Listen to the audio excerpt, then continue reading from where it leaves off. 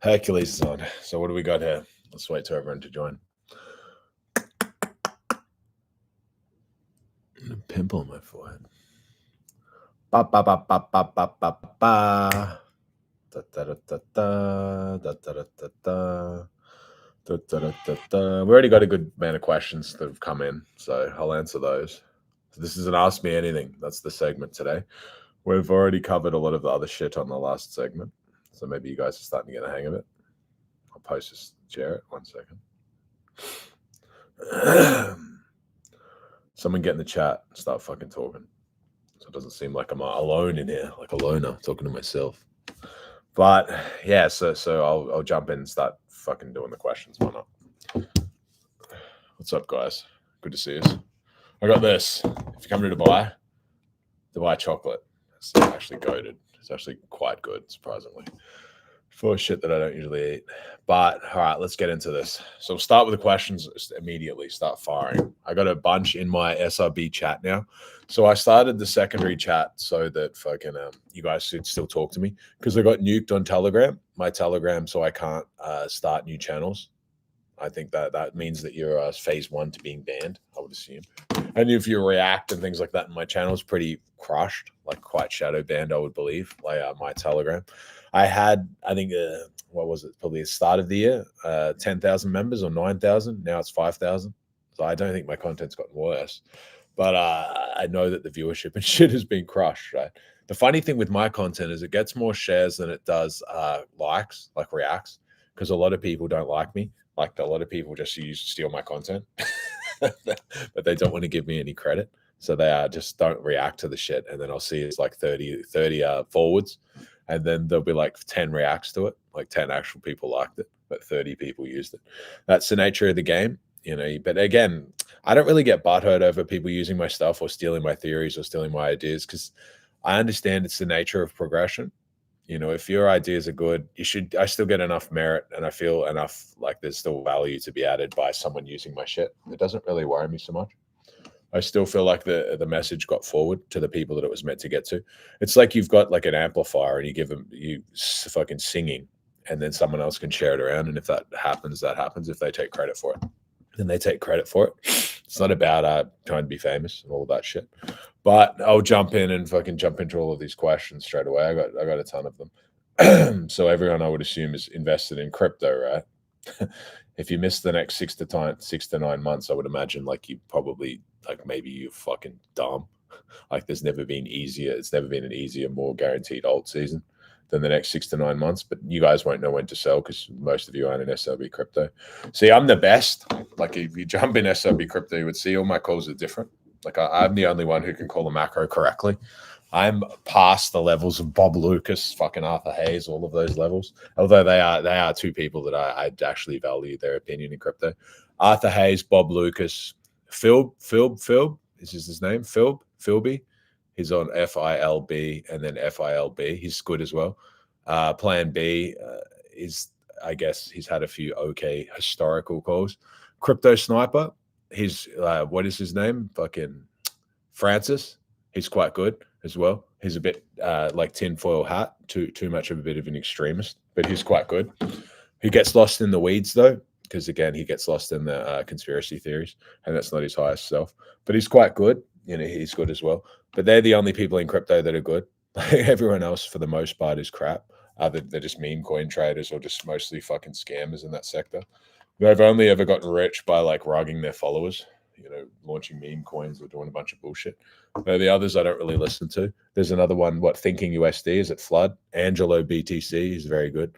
But they're like the Anon, kind of more the Anon characters. But of the characters, they're quite good. But everyone else, I don't really care about that sort of shit.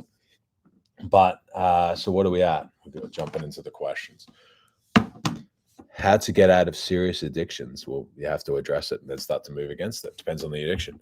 But like all addictions, they exist in isolation. See, isolation is the tool of the addict. That's the thing. See, I'll teach you a lesson on addictions. Addictions start out where it's fun, right? Like it's fun, it's social. Maybe you have, I mean, if you're a porn addict, it's probably never really that social. That's why it can descend so crazily, because you're not monitored. But let's say that you have a weed addiction, or even if it's just cigarettes or all of this shit. It's like weed, especially. Let's start there. Or gambling. Let's go with gambling. Gambling is fun, and you start to notice it's a bit of a habit or a little bit of a problem when you can't stop. Like you're up $500 at the casino, and your friend's like, "Let's go," and you're like, "I just want to stay just a little bit longer." And that now is the first temptation of the addict. That's the beginning, because you've lost the will to be able to just leave when you want. That's a sign of the problem has begun. And essentially it gets worse with time. And eventually it gets to the point where it doesn't matter to lose. Like you're not there to win. Like you're only there to lose. You're only there you're feeding the addiction. Money is just time time to continue to play. That's all it is. It's not about winning anymore. It's about essentially it's a very large distraction. It's a big dopamine thrill. Casino, the gambling is probably the worst one. I've had many. And gambling is the hardest addiction to break. Forget porn and all of that crap. Porn exists also, again, only in isolation. Impulsive porn addicts, where like they're like at work and shit, and they have to go and jerk off and all that stuff. That can be a real thing. But gambling is the cruelest because it doesn't show any symptoms. You know, you can continue to just gamble and take loans out and lose fucking everything on top of it. That's why you don't see me promote any casinos and all of that shit. Do you know how much money I could have made in that sector? Zillions. I knew people that I knew a guy when I first got into Bitcoin, and he ran a massive casino, and I could have done extremely well there. And then he went on to he now runs one of the biggest casinos in the world for online. But I didn't go into that sector because I had bad gambling problems, and that's my karmic cycle. See, you can't be like, it's like you're addicted to porn, and then suddenly you're a OF manager. Like you're peddling the same crap that fucked you over to others. See. As soon as I realized that drugs destroy people, I stopped selling drugs because I'd never seen it. See, I used to sell drugs, but I used to sell coke, and that's how I would justify it, because I would be like, no one's really getting fucked up on coke. Like, yeah, they might be a gateway, and some might make mistakes and things like that, but it's not the same as selling heroin or, opiates, or selling like fentanyl or some other crap, because they're ultimately the destroyer of worlds. Like, there's no social fucking H junkie. That's it. But again, like all of your addictions and things that you have to bring it into the light. See, all addiction's going to exist in the term of, now you start to get away from people. Like you have a problem with coke as soon as you do it when no one's around, because now it's not social anymore. Like it's lost the only thing that kept you from doing it all of the time for a lot of you is probably money, one thing, but it doesn't depend on the addiction. Like there's some that are just really cheap. Like guys can be a fenthead with fucking and spend very little money. Like fentanyl is very cheap and very addictive. And if you ever inject anything, it's all the administration of drugs too. Like if you ingest it, but it's like not as harsh. But as soon as people start smoking it, it's harsh. Injecting it is worse. All of these things. And again, you just got to think in terms of a junkie. Like how do you get rid of an addiction? It doesn't matter if it's porn or all of these things. You're going to get rid of it by distancing yourself away from your poison. It doesn't matter what your poison is. People can say it's drugs, it's food. Some people talked about a drug addict, but then they're fat as fuck. Like they'll be like, I can't believe I don't know what it's like to be an addict, but they're 300 pounds. Like you're addicted to food. Like it's fucking very obvious. Like you got a serious food addiction. You can't put the fork down for 5 minutes. And that's the thing. Jung's wrecking ball has been knocking on me for the past 5 years. I feel it when I meet my ex of her family. How do I stop it? How do you stop it is, again, you're being reminded that a moment is in the past. I don't know why you're talking to your exes still. Like guys got to understand that the exes, again, you're being reminded because you're not stepping into the new shoes yet.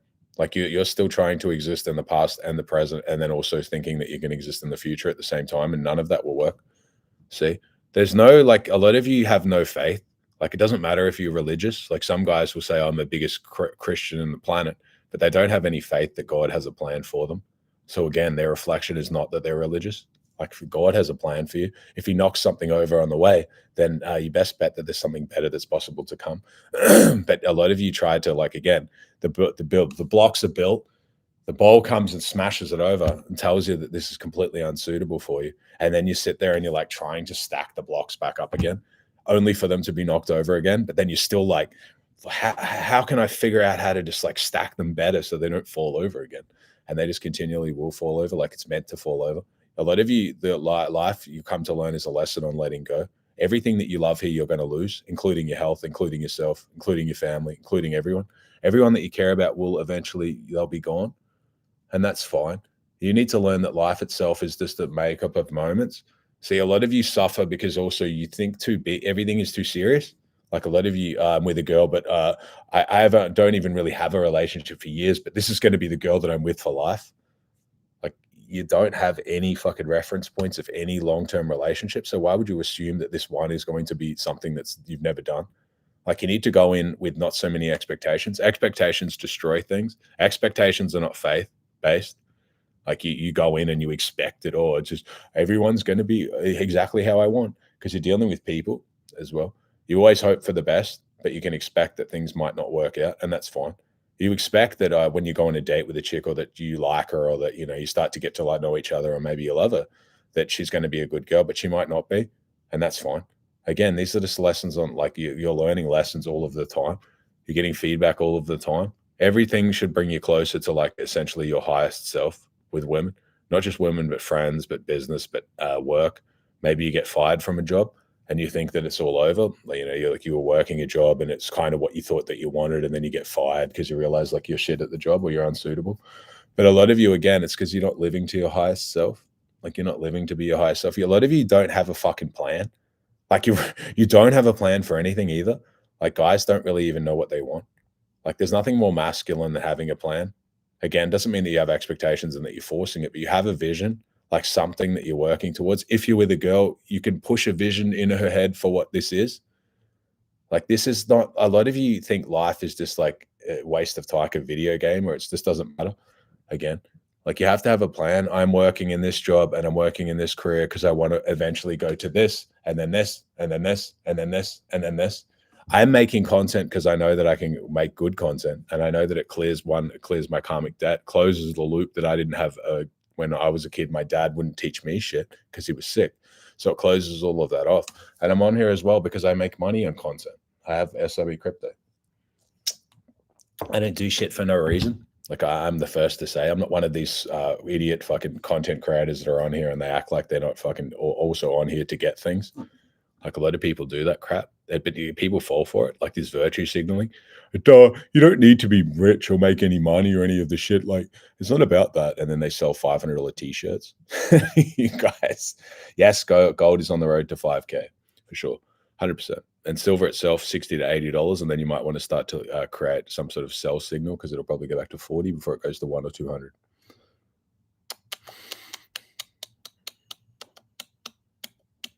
Yeah, so ask questions about crypto or money. Aussie girl who's probably a fucking dude. I would assume any girl asking about crypto is a dude. Am I wrong? Your favorite cologne at the moment, Steven? I have a few here. I like the Arab shit, like this, like fucking Arab stuff. Just whatever's around that's Arabic, I'll break them out. Fuck this. Just good question. Now you're talking in my language. I have this shit now. Wait.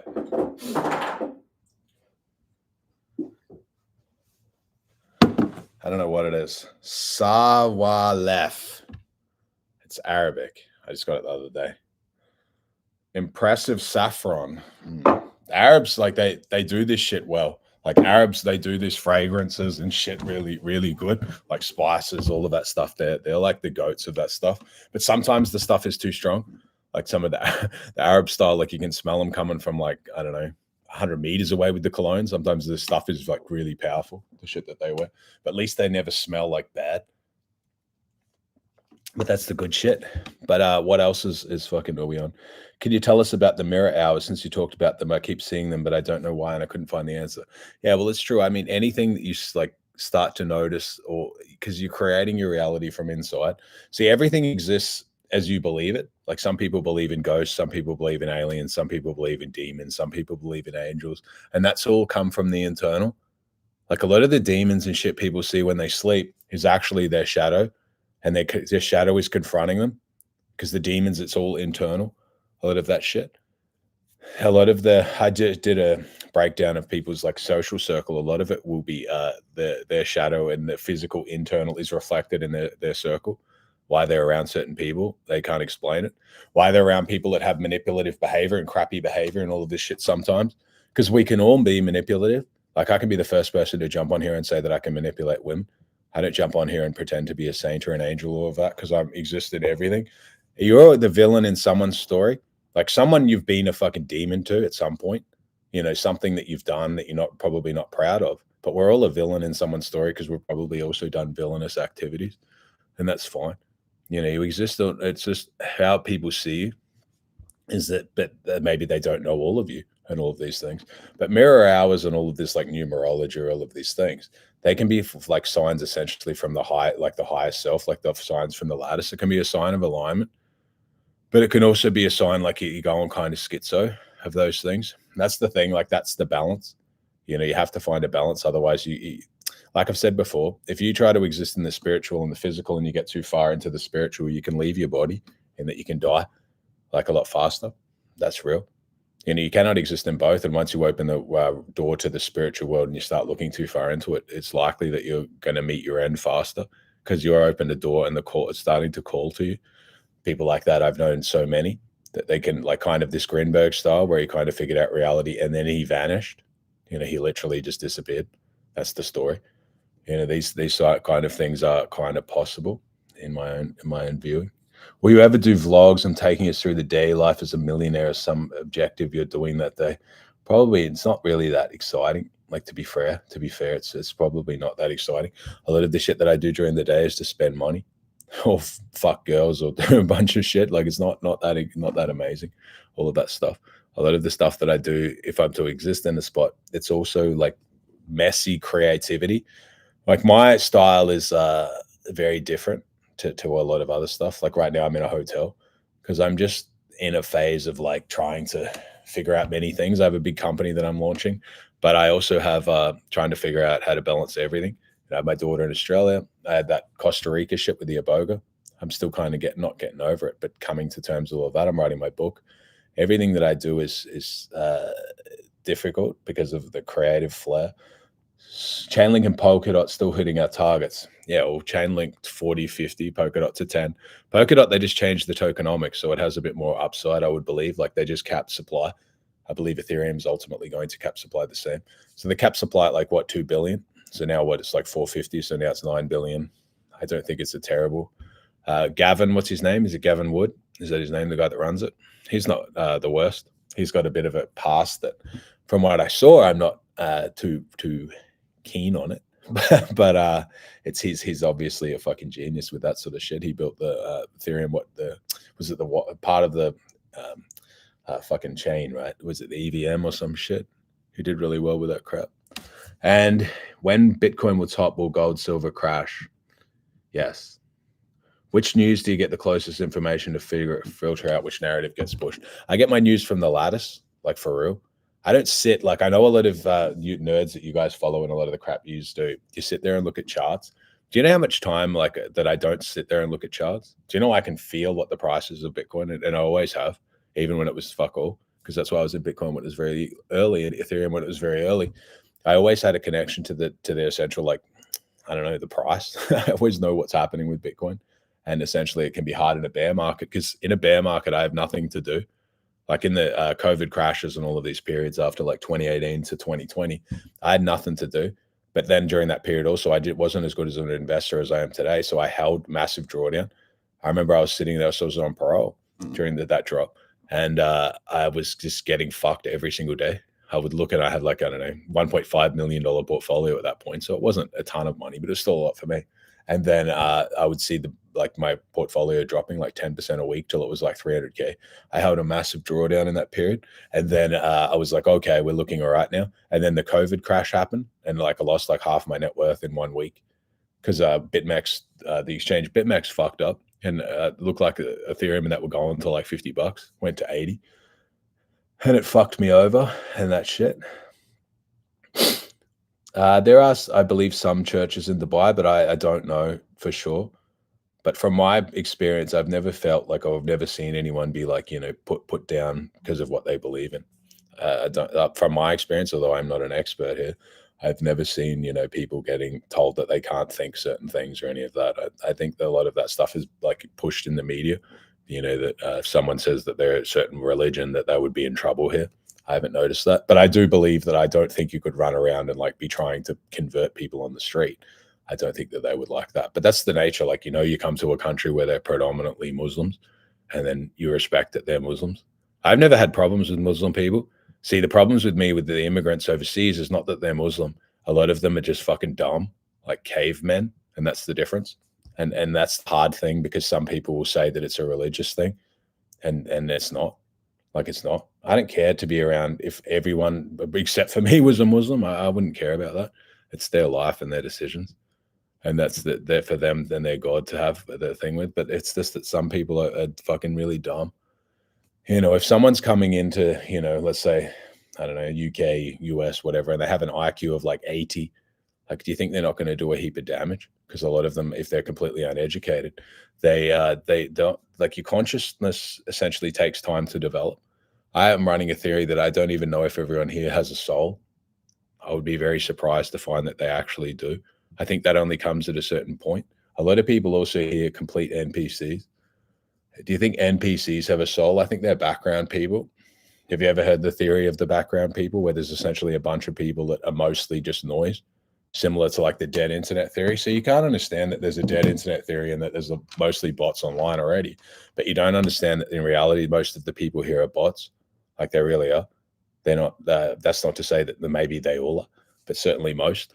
That's the real thing. Because you know, when you talk to them, that you never meant to have another conversation with them again. And that's how you can learn the people that you're meant to talk to and the people you're meant to see when you look them in the eyes. A lot of people, their eyes is the nothing. They don't have the stars in the eyes. They're not of the stardust that I myself am born as. All of us are made up of stars. They're not made of the same stuff. And when you sit and talk to them, you can see it. You can feel it. You just feel like you're talking to a nothing. You know, that's not to say that you treat them poorly or beat them up or something like that, but you just know that you're not meant to continue the conversation. Like, you're not meant to, like the internet, you're talking to a bot. You're not meant to continually talk to a bot. Like, they're stealing time and energy off you for no reason. Like, there's no point talking to a bot. And there's no point talking to a bot in the, like, a reality that we have. There isn't. that's like, you failed the test. You're meant to disengage. As soon as you feel that someone's a bot, you disengage the conversation immediately and then pull back. Not in a way that tells them that they're stupid or that they're dumb. And the same goes for like certain political beliefs. You know, if someone's completely opposite to you, and then you see that it's starting to spill over, that someone's like got their feelings hurt or whatever, because some people, they can't handle it. Like, they're so sensitive, like their idea to be challenged or their belief to be challenged or whatever. And I'm not talking about religion. Religion, you shouldn't really run around and tell people what to believe, because it's not your business.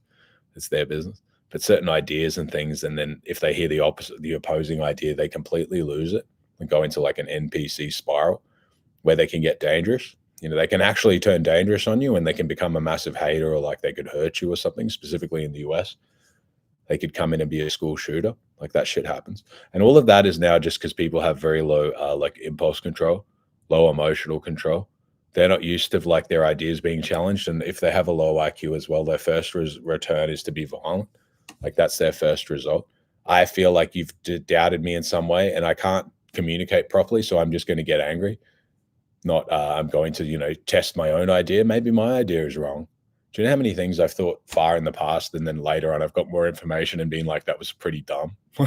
How did I think, you know, that I had a lot of ideas around politics, that there were like two sides and all of these things, and that they weren't all working for the same people. Like, they obviously very much are. Like, you see the shit that just happened in the States. And if that doesn't really alarm the fuck out of you, I would be getting very nervous if I was in that specific spot and seeing what's happening in the UK, what's to come in Oz, all of these things. There's one group that you can't talk bad about, and that's the truth. And everyone that's at the top is essentially under them.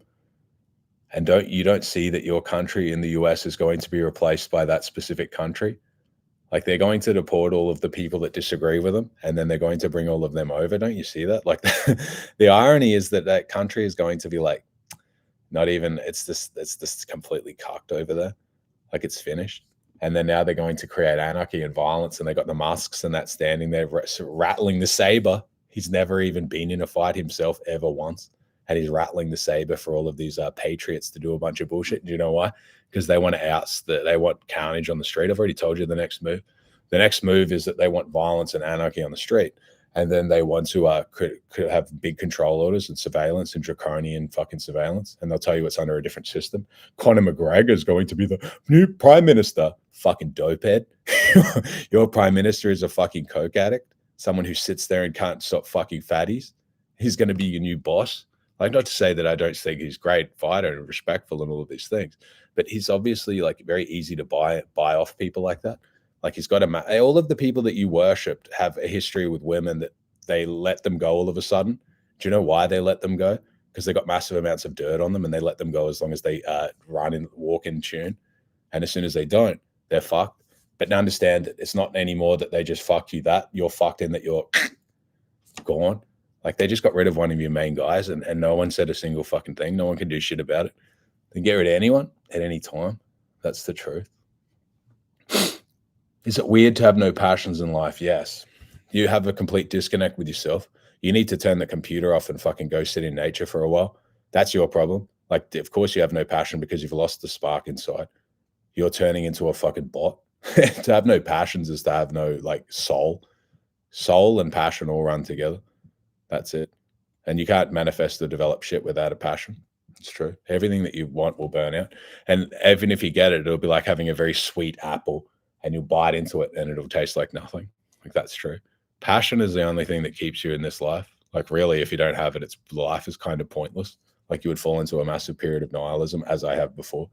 I have fallen into nihilism if I party too much and I drink too much and I fuck too much and I do too much pleasure seeking. Then if I do too much pleasure seeking, that's a real thing. I fall into a period of nothing's good anymore. The hedonistic treadmill is real. Watching porn or all of that crap is going to fuck you up. All of that shit is real.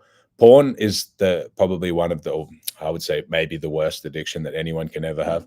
Don't you know that if you jerk off and blow and fucking nut over a porn star, all of these things, that's like nutting is this very powerful release of energy, and you're releasing into like nothing essentially, but you're watching someone else. So it's very it's very unaligning in that sort of regard.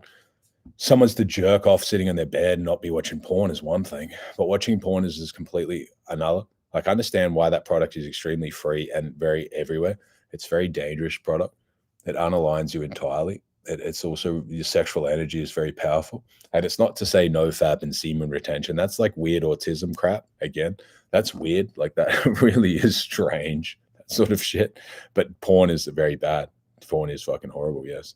But semen retention, all that crap is just weird. Like that's weird autism crap again. Or I get a 10% testosterone increase when I don't fuck or stop jerking off for a week. Just take fucking testosterone. Like, why are you so retarded with that stuff? Like, some people are so stupid with shit like that. It's so dumb. All of these little fucking games and crap that people play to get these little upside, and they're like, oh, my test is up just a small. What does that relate to in your real world? Do you not understand that your body knows that your levels and everything better than you? Like, you're trying to get your levels higher as though you understand the homeostasis of your body, but you don't understand. A lot of people, their test goes down because your body thinks longevity. See, a lot of these test high T retards, when they get to like 40 or 50, they'll be like, oh, my cancers and all of this shit has gone up, because growth factors grow everything, including tumors. Growth factors in high T, it's been proven, have a lower IQ. Like guys that have high T, once you go past a certain figure, you have a lower IQ. Like, it starts to kill brain cells. See, people are so fucking dumb. Like run around and I just go to a gym and I see most of the meatheads are fucking stupid. Like, they're dumb. They end up like fucking just laboring and doing a bunch of bullshit. Like, that's obvious. See, I don't need to look at all of these like big fucking Herculean tough guys on the internet to see that a lot of what they say is crap. It's all pseudoscience. Like, it just doesn't work in the real world. Like, high T is good to have T, but you still want to be in the high mids. You don't want to be off the charts, because your life is a game of longevity. Do you want to be 50 years old and a complete wreck? Do you understand what T does to the mind as well? Do you understand the side effects of as above, so below, meaning that one to the other, you're going to have high estrogen. Are you able to handle that? What about prolactin? What about progesterone? What about your dick? What happens when you get certain changes and shit like that? Because guys think if their T is high that they're going to be fucking like a porn star nonstop, but it doesn't work like that. Like, people are fucking so stupid with that shit. I took and sold steroids for a very long time, specifically when they were young, like when I was young. We used to make them. I used to get the powders in before the China Olympics, and I made a heap of money making them before anyone even fucking knew a lot of what like Trenace and all that shit was, well before Psalms. I knew all of that, and I know all of that shit now. See, a lot of the influencers and guys that you follow, they don't know anything. Like, you ask them why they do shit, they don't know any depth. Like, they don't know anything. They just stand there and fucking talk. A lot of the influencers you follow are juice heads, and then they say they don't take juice, so you sit there and you're like, how are they so big? And they just take fucking gear. Like, it's so obvious. Like, it's pretty fucking obvious. Cow milk is bad. I drink cow's milk and all that crap. I'm not like a raw milk guy, but that's not to say that it's probably not better. See, but you have to have like, you just weigh up the thing and you just make a decision. But all of that stuff is like mastering the micro. Like, it really is. Like, sitting there being like, oh, I have to have all of this like purified water and all this crap. That's mastering the micro. You can do that later, but you need to master the macro, like the bigger thing, which is sort of ideally likely that you need to make more money. And then you can worry about all that crap, because everyone can go and maintain your diet, which can be difficult. Like, maintaining a diet that's, you know, some guys is like, I'm on carnivore, I'm on this, I'm on that, I'm on this. I don't want this, I don't want that. You have, that's more work. Like, it's going to be more work and likely more expensive. You know, the more that, and also the more that you go down certain paths, it makes you like mentally weird as well. Like, you end up kind of one of those guys that's sitting there and then the meal comes and they're like, which oil was this cooked in? Is that seed oil? And they look like fucking nerds, like, for real. Like, a lot of that stuff is dumb. If you were to go to prison or any sort of other setting, your life is going to fall apart. Like, because they're not going to care what the fuck you usually eat. You're going to eat what the fuck you're told. So those sort of things, again, is like, and also I don't think for sure that people don't get sick under those sort of regimes as well. Because again, I have a theory where the glass, essentially, you're the glass of water. And then if the water's always been pristine, the littlest change fucks it up. Whereas if some, like, look at India and places like that, some of them have, like, their hygiene isn't great. But then like COVID or something comes through there and they fucking, some of their immune systems are like Herculean. They don't have a great diet over there. So I don't believe a lot of that crap where people sit there and just act like, I don't know, like a princess. I don't think men should sit there and care too much about what the milk is that's come out. Like, I don't think that that's a big thing. Like, that's the thing, again, that's going to make you very sensitive. So if a war or anything happens, you're going to be sitting there like, shitting your pants because you don't have the right water or the right milk or something, and probably end up fucking just sitting on the toilet the whole time. See, all of that stuff is dumb. Like, again, you're reaching a point of life where, see, understand where it's like what weak men are creating hard times. They really are. And understand that when the worm turns, there's a real chance that you'd be lucky to just be a slave. Like, there's a real chance that there's going to be a massive world war. Do you know that? In the next year to 2 years? With the, I have a theory coming out of the Middle East that they need a certain amount of blood to essentially bring in the Antichrist. Like, they need a certain amount of death. That's possible. Like, that's really possible. That shit can be coming about now. It's very possible that they need a certain amount of blood to essentially bring that in. All of that stuff is like, the Christians are the enemy. Like, the more that they can bleed out and get rid of is amazing. Like, so if they can have one more hurrah and push them off to war one more time, and essentially you're out at war, and then the guys back home are banging your chicks, the guys that aren't even from your country. That's the kind of the last custard pie in the face, I think, for people. Agreed with this. Almost went on TRT due to low T 2 years back. Changed a few things back to mild to high T levels. Still kept my high IQ and cognitive function. That's true. A lot of guys, like, they just become like those high T apes, and it reaches a point of diminishing returns. You don't want to be like off the charts for T. Like, a lot of guys think they're smarter than their body for some reason. You know, like, their body just is so dumb, and now they're trying to figure it out as though it doesn't know what it's doing. It knows what it's doing. Understand that it's taking, you know, that knows a lot more about your problems than you. So it's trying to do the right thing. You know, maybe you have, like, it can feel that shit's off. So it tries to keep your T down, because growth factors grow tumors. Growth factors grow many things as well, intestines and other things like that. And high T, of course, the higher your T goes, the more growth factors you get. Some are good, yes, but they also grow like bad shit as well. You can be hard on your joints. It's not good to be so heavy. You know, I'm 90 kilos and I'm 40 years old. I don't want to be 90 kilos at 50. You know, it's that's just aging gracefully is a real thing. A lot of people think that they're just so much smarter than their body, as though, you know, it's that, like, it's not linear of that. Like, the body is trying to manage many systems and many things. It's not just trying to get you, oh, I'm strong in the gym. Do you know how many juice heads are strong in the gym and then they die like a year later? Do you know how many juice heads are stronger than they die suddenly? Because understand that with your heart, with test, heart grows your heart grows with androgens, which is one thing. It's not necessarily a bad thing, but the valves don't seal properly. So a lot of athletes can get this as well, which is like a form of cardiomyopathy or something similar, where the valves don't seal as they used to. So your heart is big and strong, but the valves in it are stretched. So the valves have stretched and now it pumps, but the blood like gets kind of stuck or it doesn't pump efficiently. And then it can be that your heart is big and strong, but the valves are fucked and now you die younger. You need heart surgery. So a lot of that stuff is stupid. Like again, like I don't know, a lot of this crap that people teach is so retarded because I know my actual life experience of selling gear for a very long time is that I've noticed the complete opposite of what a lot of people just stand there and yap. A lot of people yap though, again, because they're selling crap. You know, they're selling like, I don't know, peptides and all of that shit, which most of them are made in bucket shops in China and then sold at like 100x margin. Never take SARMs, never take any of that crap. That shit's all untested. That shit's made in like a bathtub in fucking Vietnam or Thailand. Do not touch any of that crap. Understand that all you need is test in life. If you want test is best over any other gear. You don't need if you want to fuck around with something, at least just fuck around with something that your body has seen before. Don't fuck around with shit like SARMs that give you massive inflammation and a bunch of other weird problems that we don't know about yet. Don't fuck around with all of that shit, you know, but test itself is, you know, it's definitely the safest. Because test, but understand injecting test is different than the test that like synthetic tea is different than natural tea. Like they're not the same. There's some small minor changes of how they combine at a receptor level. But it's a little bit different because also your tea itself naturally is released in pulses. It's not released in like a once a week or twice a week jab. So you're going to get different effects. And again, as you change anything, it's going to take a period for your body to find homeostasis again. So even just changing doses on shit like that, it's going to take a period for homeostasis to be developed. Guys take Tribulus or any of these like test boosters. That's all crap for real. Like all that shit is dumb. Don't fuck around with your hormones. Certainly not for no reason. Never take anti-estrogens, never take clomiphene, never take Nolvadex, Tamifene. What is it? Tamifene? What is it? Arimidex, any of that crap. Don't touch any of that shit because you fuck yourself up. Don't fuck with HCG. Don't fuck with any estrogens because your body needs a certain amount of estrogen as well. Otherwise, you get massive mental problems. You get depression. You can feel nothing.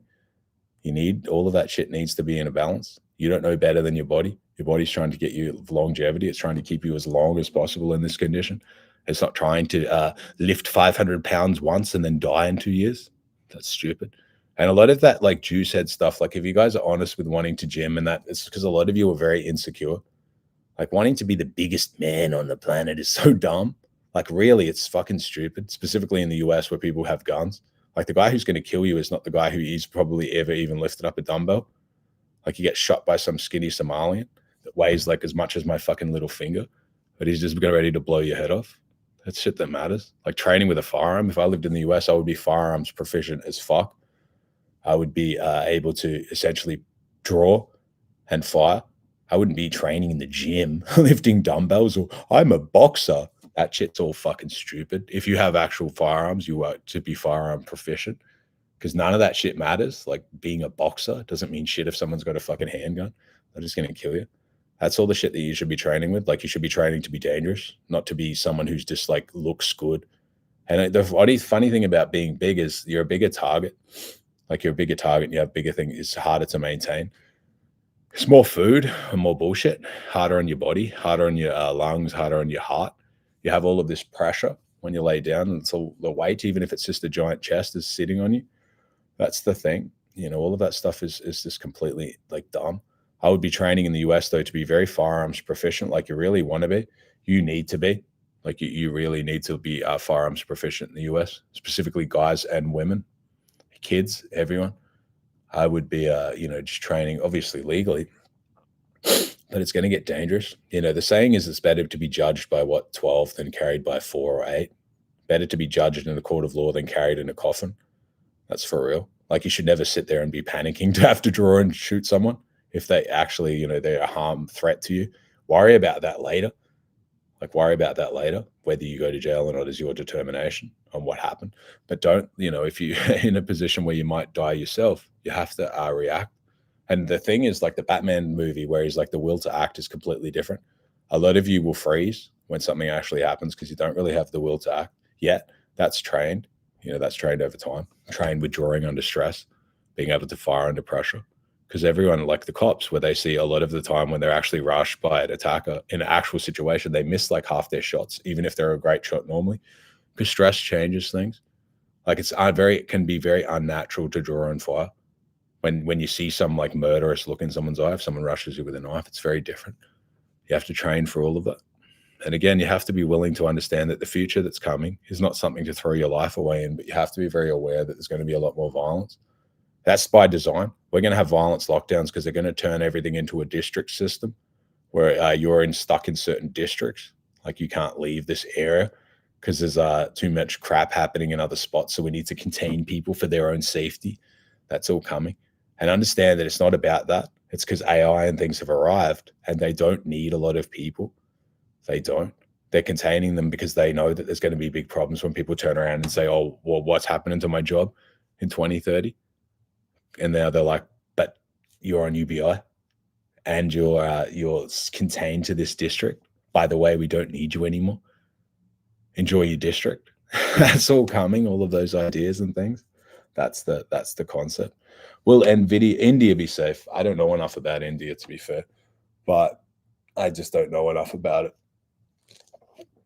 Indians get a bad rap. Like a lot of Indians can get a bad rap or like bad reputation or things like that. And I'm sure that I've seen many that are shit muncher people, like they are, but they're not all bad. You know, they're not all bad people and things like that. But I don't know enough about the spot to say if it's safe or not. I wouldn't be running around there, to be fair.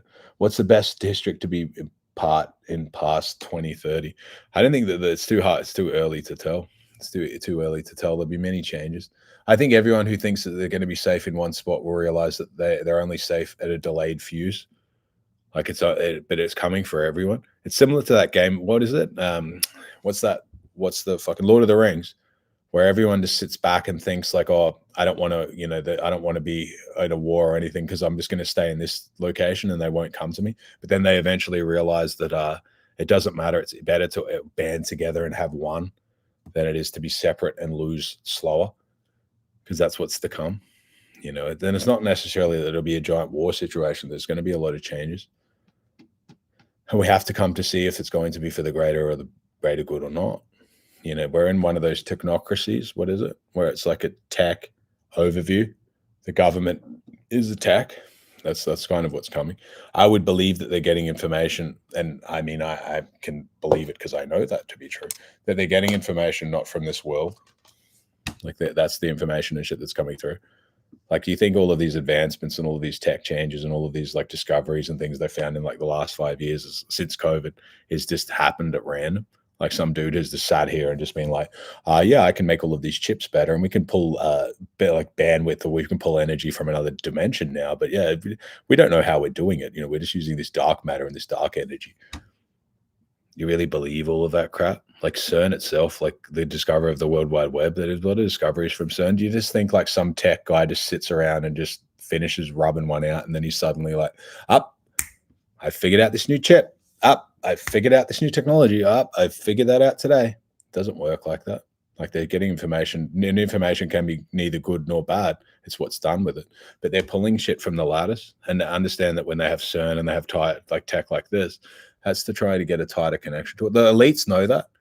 Like the elites know all about like karmic debt, life cycles, the lattice. I don't know if they know it in that term, but they know that there's a greater information system. They call it what the Akashi records. They've called it many things since the dawn of time. Tesla said he believes that all information exists in a spot and it's possible to be pulled from. It's true. And that's the fact that it is true. But you have to be in a period of alignment. And that's it. Some are aligned to the dark side as well. And that's where a lot of information can come from as well. I don't know if any idea is neither good nor bad. It's how it's done. Nuclear energy can be good. It can warm 1 million people, but it can also be turned into a bomb that kills 1 million people. Don't you think the Fed are usually late, which means the market will go lower after the rate cut? Yeah, it's possible, but it's all irrelevant. Like, it doesn't matter if we get a dip to 100K Bitcoin. Imagine that we get a period that I've said to the members something similar, that it's possible, to get a dip into a period of like, heavy accumulation. We get, it's kind of like the 80K test where everyone sold and shit their pants and all the paid group leaders realize that they don't know fuck all. They only know how to just get lucky once. And me, of course, had the steely resolve to tell you guys everything matters at 80K, not to panic unless that period gets closed under, and it didn't, as always. So, but yeah, I mean, it's still quite irrelevant. I wouldn't be out of assets just because I'm scared of a 20% drawdown. Because max pain is up still. Like max pain is 10K gold. Max pain is $200 silver. Max pain is 10K Ethereum, or probably 15K Ethereum. Max pain is 180, 200K Bitcoin. That's just max pain, or maybe higher. Max pain is actually a period of another super cycle. So max pain is that we don't get a crash and during the next year. We actually just continue this 1 to 2 years of heavy accumulation again. And then we get a massive top in 2028 where Bitcoin's like $1 million. That's max pain for the average pleb because they don't have any exposure to fuck all. Like no one's buying Bitcoin. Like I don't really know many people that even buy crypto anymore if they're normal people. Normal people can't afford to buy fuck all. Like they can't afford to buy shit. So then they'll have their elites toy, which will just be crypto. It was always going to be that way. I mean, I always knew that it would go that way because I know what Bitcoin is. Bitcoin is not just what people think it is. I know what Ethereum is. Ethereum is not what people like Ether. I mean, it's pretty obviously not what people think it is.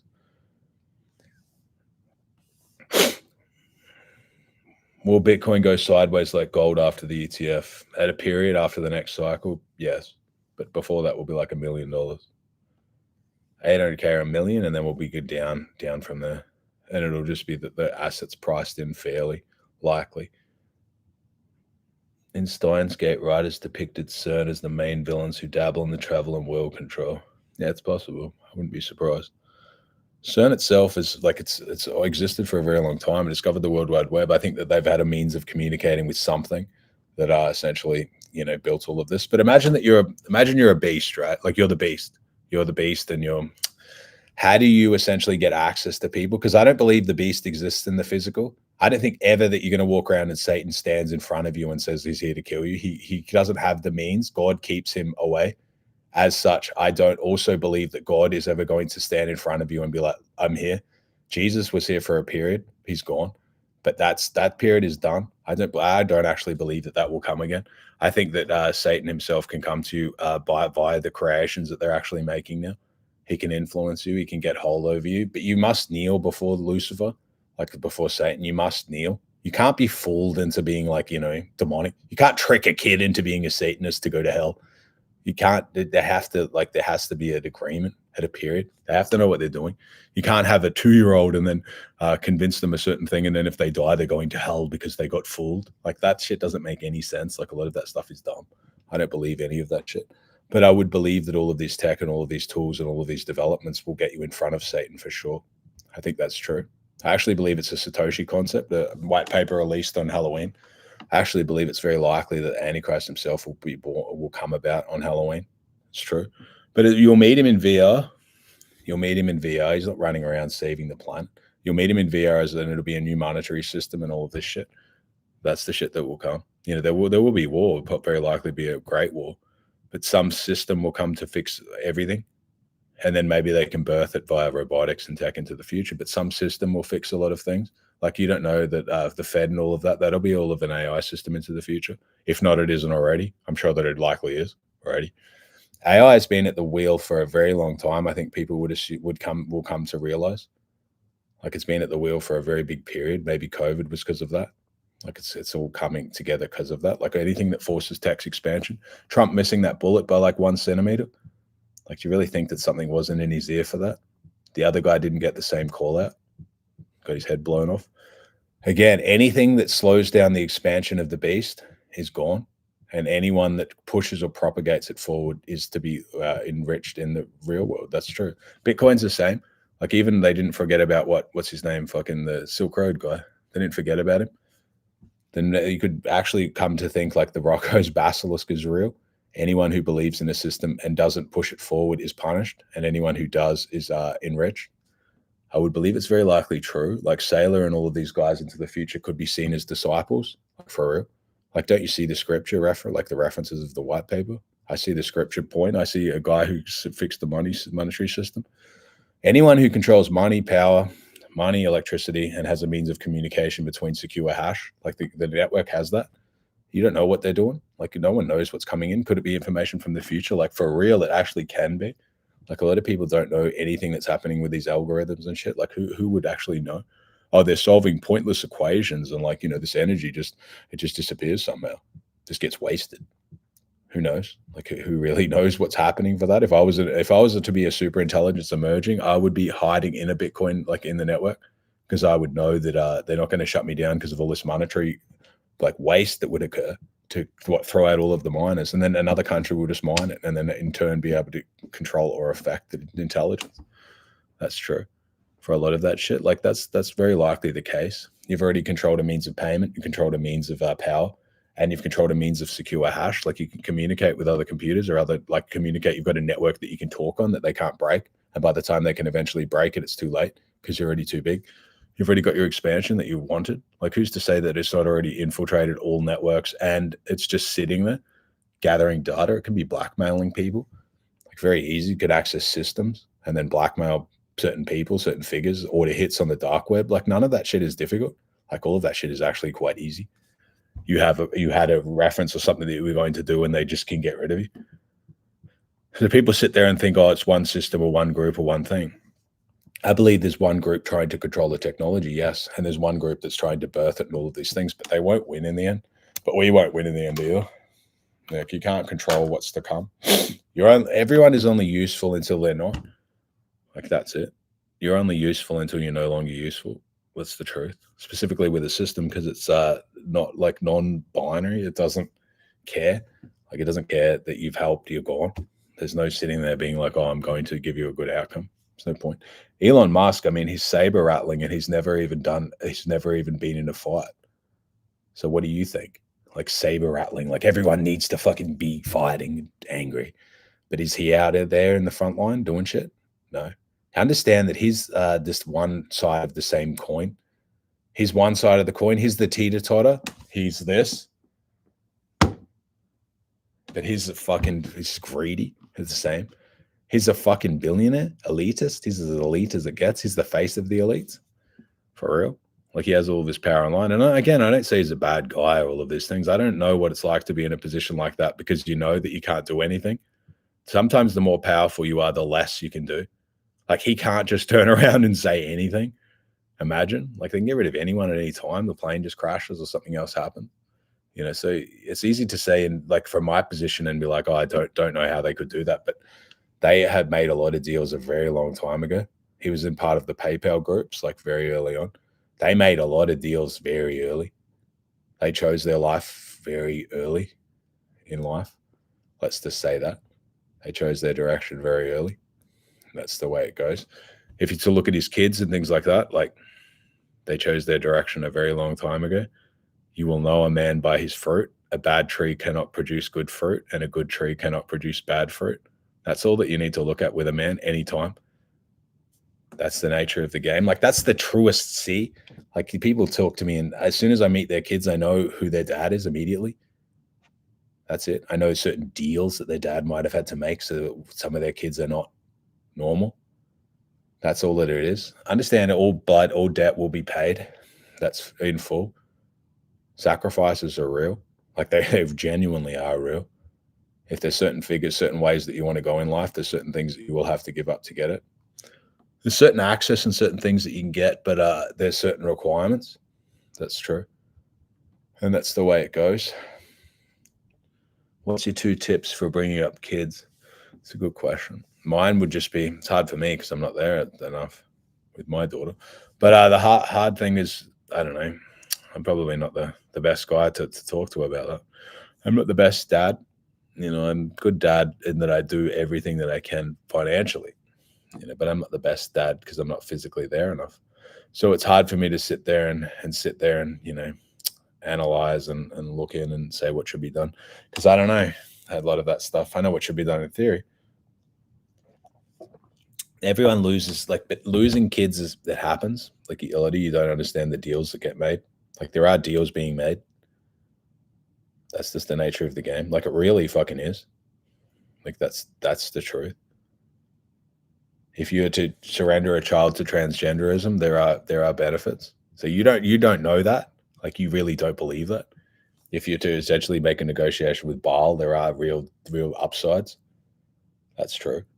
Like that really is true. I've known people before in that sort of area very well. So that sort of shit, like people think that's all a myth for some reason. See, Occult is a lesson for the poors. Like the lowest people on planet can be real conspiracy tards, but they're also the elites and the highest can be real conspiracy tards as well. Like if you've ever had sat down and had a conversation with some guys that are like, you know, very, very, very wealthy or old money, they know all of this shit. Like they genuinely know a lot about the occult. Like you would be quite surprised. A lot of the shit that they believe in. Like what's the was it not Rockefeller, JP Morgan, but the dad, where he's like, millionaires don't use astrology, but billionaires do. Like that's true. A lot of them are very deep in the occult. Like they're very, very, very, very, very, very big believers in that shit. And then people sit there like midwits and they're like, because everything that you believe is real is real. Like that's true. Your mind is like not expanded enough that all of that shit is real also. Sitting there and worrying about ghosts and shit, that's dumb. Like sitting there being like, hey, an alien just visited me, that's stupid. Like a lot of that shit is just manifestations from the internal that you're hiding from. But again, the elites and that they have a very deep understanding of themselves because they get taught it from a young age. Like they know what it means to be whatever their last name is. Like you don't. That's why they're bringing in soup people to turn you into a soup country. So it doesn't mean anything to be English anymore. But to them, it means a fuck ton. Like they aren't sitting with the plebs. They have their acreage and they maintain all of that. Their spot is still like the spot of old. So in their spot, nothing has changed, but in your spot, your culture is gone. But they're still very deeply involved in their culture. Like you can't fuck with that in their little area. You can't come and shit the place up. They're not taking any people that are from different countries in there. They won't have a discussion with you or me. They don't, being like elites, they don't take, or not even elites, but people who are ultra wealthy or ultra like clever for real. They don't take any information in that's from an idiot or from someone that doesn't get it. They don't discuss, like their reality is completely custom by design so that they're in a slipstream, like they're in a vortex. It's like they're in like a little fucking vacuum moving forward because they only deal with people who, again, know the reality that they're in and essentially like fuel it. It gives them power. They don't deal with anyone who's not of that type or that mindset. So then in turn, it gives them more like energy. It gives them power. They move through faster. That's true. A lot of that shit is like all real. Like the occult is real. I mean, how far you want to go down it is to be understood. But all of that shit is real. Like the elites and people who matter know that. Hollywood itself is just it's a satanic regime. Like it's very obvious. It's just they're doing a bunch of ritualistic crap. It's true. You go see a concert or like an EDM festival, it's a ritual concert now. Although it might have always been in the past, it's never been more obvious. You know, but understand that energy is going to someone. Someone has made a deal to be rich and just succeed in the physical so that they are essentially fueling on the fucking other people in like the raves and shit. Like a lot of guys go to Bali or other places like that, and there's a lot of gay shit and things. Like people can get really fucked up and move down different paths of stuff that they weren't meant to go down because there's a lot of weird energy and those sort of things. And again, I've told you before, you have to be very careful who touches you. In this life, you have to be very careful who touches you for real. Like if you don't want what they've got or if they have bad intentions for you, you can really fuck people up by just touching them and pushing bad intentions into them. Or if they have like, I'm not saying demons, but internal stuff that they haven't dealt with. And it can like, energy is very sticky. Like energy is very sticky if you've ever been to like a really fucked up place or a bad environment, or you've been around people that are really bad people. And then you leave their company and you just feel like you're covered in mud. That's real.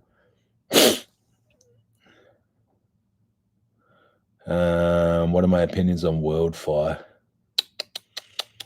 I think it's just okay. I think it's predominantly just a new hustle. Like, what's the value? Like, what's the value that there's a chain and they have some like equities or commodities or some other, like they have tokens, but how is it necessarily, where's the value coming from? I don't understand the tokenomics and all that, but I would assume it's just another Trump scam. Like, you know, that's pretty much what the bosses are fucking charge of rug pulling people now. Like, that's pretty much what's happening. And that's the hard thing for me, because I know that when I jump on and talk that I can't make any allies. Like, that's why I'm fucked in the content game. That's why there's 50 people, because I can't jump in, and all of your other content creators know the same thing, but they can't speak freely because they want to stay visible. They know that if they talk about anything real, they won't get any traction, or they have handlers or people that they can't fuck around with. Whereas that's why this is 50 people, because you can't, to speak the truth now, the truth is this, it's lonely to speak the truth. Stimulant side effects. Well, of course, stimulant side effects, it's not just so you take like, I don't know, pre-workout or something like that, and you feel like, you know, you're stimulated internally. I'm strong in the gym, I'm doing all of this, but it'll raise your cortisol, it'll increase your stress, like it'll increase your heart, you fucking like perspire faster. Stimulants are mostly crap. Stimulants are mostly crap unless you need them. Some people need them because they've got like a dopamine issue or something, like, and it's actually a real one. Some people can have ADHD and other shit like that. But most of the stuff is crap because all energy is borrowed. Like, all energy that's borrowed will be paid back. And that can be cognitive energy. Like everything that you borrow, you'll pay back, or something will break. That's the truth. Like you'll borrow it for a period and then something will break. Adderall, again, it's the same sort of theory. Like it's the same idea. Or it's just borrowing energy. As soon as you stop taking it, or eventually you'll come off it, you're going to have the downside, where you're slower and then you end up stuck on it. You have the issues where it's probably not great for your heart. Any sort of meth-based product, although it's not the same as amphetamine, it's still kind of like Dexies. They run quite similar. It's hard. It can be hard on your empathy over a long enough period, and your empathy is a cheat code. Do I think a black swan event is coming up with the banks? I don't believe that. I think that the bank and the Fed just merge as a hybrid. They've had to do it. Like Bitcoin or crypto is essentially the future, but they just will become a hybrid instead of like a hydra. Instead of it'll just be like two beasts, they'll be kind of moved to one, but they'll kind of still stick around like they have to. Banks have to stick around because also they're the fall guy of the government. Like every now and then they have to kill a bank or two. That's the game. And then you sit there and you're like, how this bank failed? They only failed because they were due for audits and all of this shit, and they've been sending a bunch of money and shit overseas. And then they had to kill a bank, so then all the auditory trail was killed off. They killed FTX the same. You want to hear something dark like that? That's the truth. They killed FTX the same because there was a lot of money and shit running through there, and there was a lot of fucking shit running through that exchange. And they would kill a multi-billion-dollar exchange just to and jail a person, the only person who knows essentially what was happening with it. That's the truth. FTX was fucked up like that. Tattoo ink effects on the body. Yeah, I guess it's true. It probably is true, but none of that shit really worries me. Again, you get your tattoos. You don't get tattoos to be like a cosmetic piece. You don't sit there and do some things that you do are not done to be cool or be popular. Or some things you do knowing that you just do them. It's like boxing and someone's like, do you know if you box, like you could get a brain injury? That's true, but you still want to box. It's just part of it. You can't you shouldn't get tattoos if you care, one, how they look, one, how people are going to perceive them, or three, how is that the ink might damage you in some way. That's life, like life itself. I don't think that I'm going to be living to be 70 years old, so I'm not worried about the effects in a later stage. That's the truth. Again, a lot of you stress about what is going to happen when you're old and fucking life's already shit, instead of worrying what's going to happen to you when you're pristine and young. If I'm 70 years old and I'm a head in a jar, I don't care. Like, I don't give a fuck. I would rather be happy from my 20s to 50. 50 is not enough for me, like for real. I'm not sitting there thinking that I need to be some fucking old man. Like, I don't really care about that shit. I've done enough in the life that it doesn't matter to sit there and worry about lymphoma. It just is what it is. If it happens, it happened. It's just life. Like life itself, it can end in any moment. Like for real. A lot of you are scared of shit, but like you're scared of death, but you've never even lived. Like that's the irony. Like it's so fucking pointless. Like a lot of people are so fearful for kind, but they haven't done enough not to be.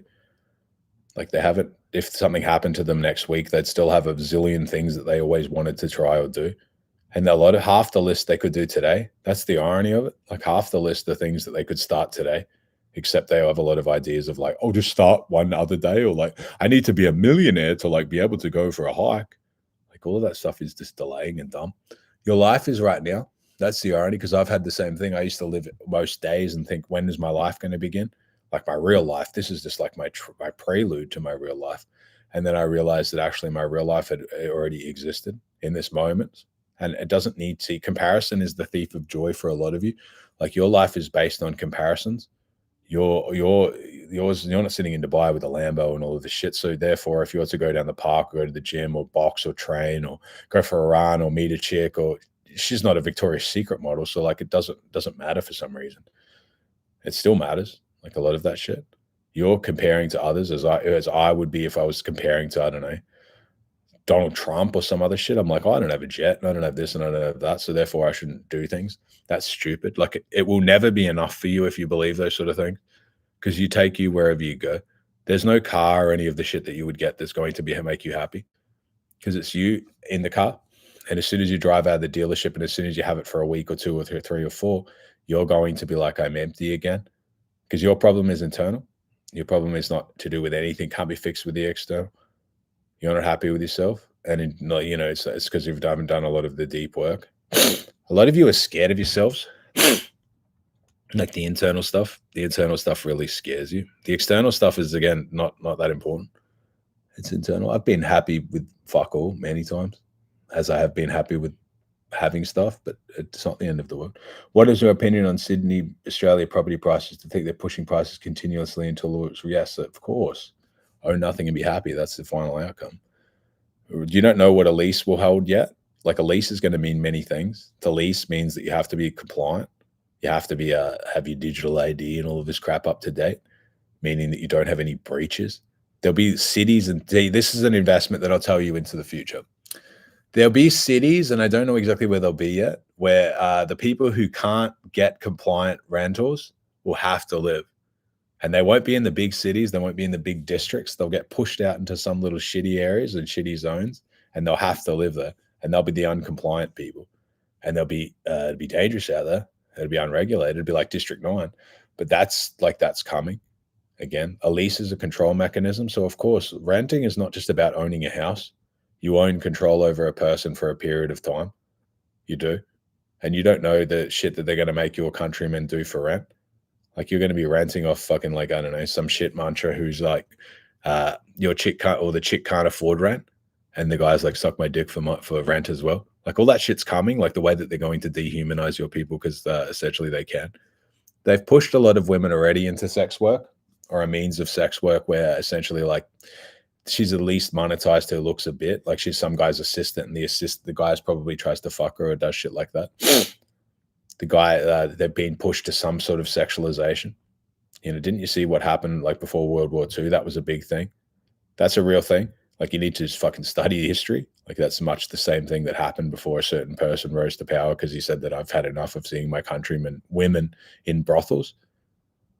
That's true. Inflation was so bad that a lot of women had to go to work, and then they had to go to sex work because there weren't many opportunities to pay their rent otherwise. Women don't have the same earning power. So when you see guys like that who come about, and then you sit there and you've told your history and you're like, oh, I don't know what, like, how that happened for no reason. Like, you can see kind of when you start to look around your fucking cities, why it happened. but it won't happen again. See, a lot of you are going to be sold the narrative that it will happen again, and it won't. See, the guys that they're going to push forward are all controlled. There'll never be another. Like, there won't.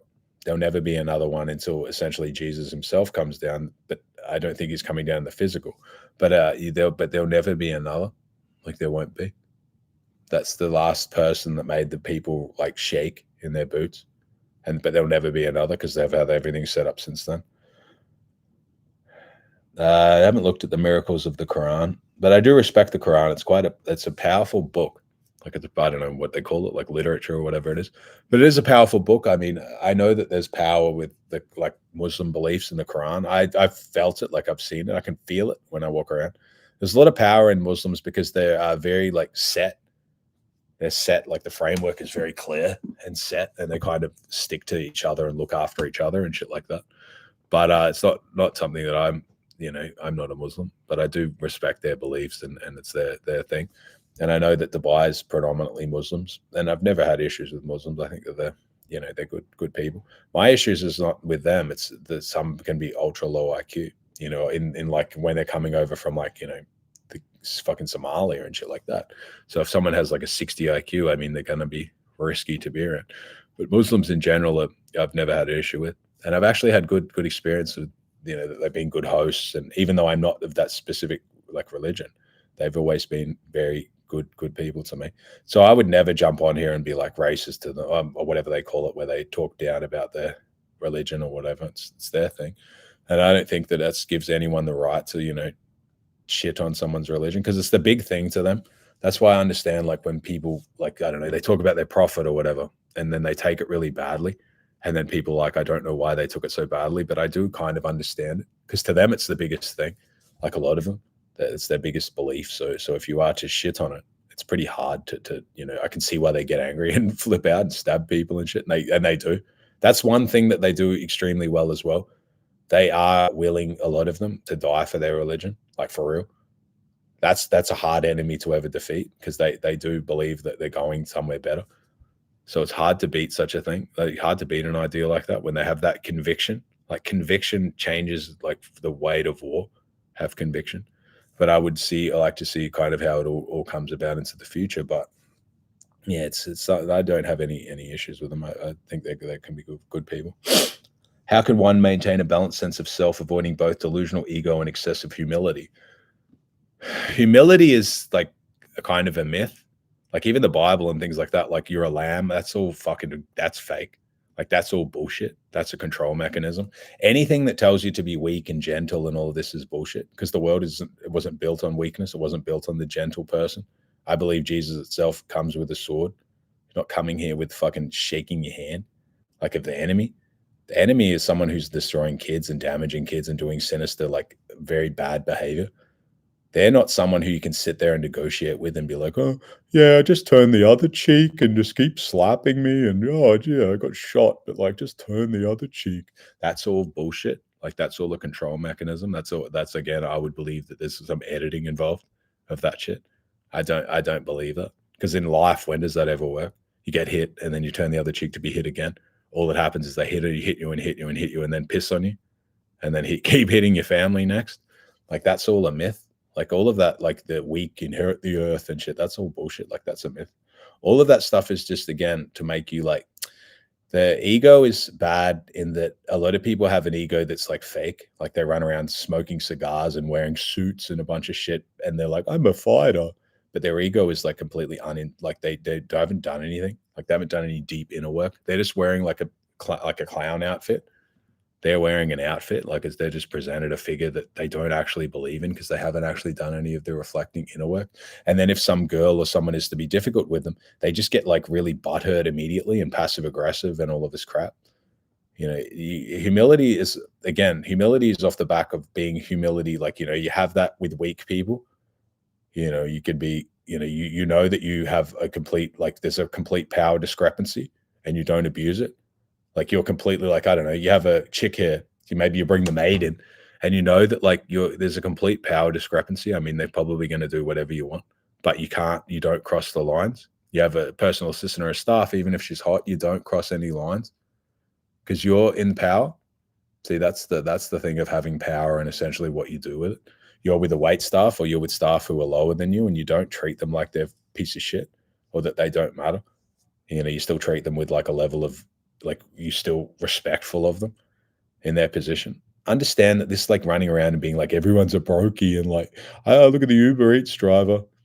That doesn't help anything. It doesn't help the world to dunk on people who know that they're in a low spot. Like that's the thing of the insecure. Like you only feel confident as a man if you step on other men. That's pretty dumb. Like that's a dumb thing. Same thing for guys. I only feel like the man if I like put women down. That's all done from a period of insecurity. Most time I've been the angriest and sitting there in comments talking shit to people is when I myself felt inadequate. If anyone says to you in a comment that you're ugly or you're this and that, and you sit there and you've got to battle them and tell them how wrong they are, then you're insecure, like something's hit you in some way, because it's very likely that you feel also what they say, and now they've triggered you in some way. Someone writes in my comments, I don't care. Like I don't give a shit. I know who I am. I know my flaws and my weaknesses and I know my strengths, and I don't care because I accept and love myself entirely. See, I say this thing all of the time that no one needs to love you as much as you need to love yourself, or you're not going to make it through this life. Like you're not. That's the truth. You need to find a way. Some of you feel like you're unlovable and all of this shit, but you need to find a way. That's true. But again, a lot of you are unlovable because you don't give others understanding. So you have no empathy for others, and then you don't realize that you in turn have none for yourself either. Because you're so critical of others that you also diminish the soldier inside yourself who also is not perfect. See, those sort of ideas where you look at others and you judge them and you talk shit about them and all of this stuff. And then in your heart of hearts, you're like, I hope I never stumble, because if I do, everyone's waiting to laugh at me, or I'm going to laugh, kind of feel bad myself. And then you never try anything outlandish or hard or difficult or challenging because you're like, I don't want to fail because I know that I'm a cunt to people if they fail. So I know that I assume that they all are. And a lot of people aren't, like I'm not. Because if you're in the arena and if you're actually doing shit and trying, you know that you can fall and lose.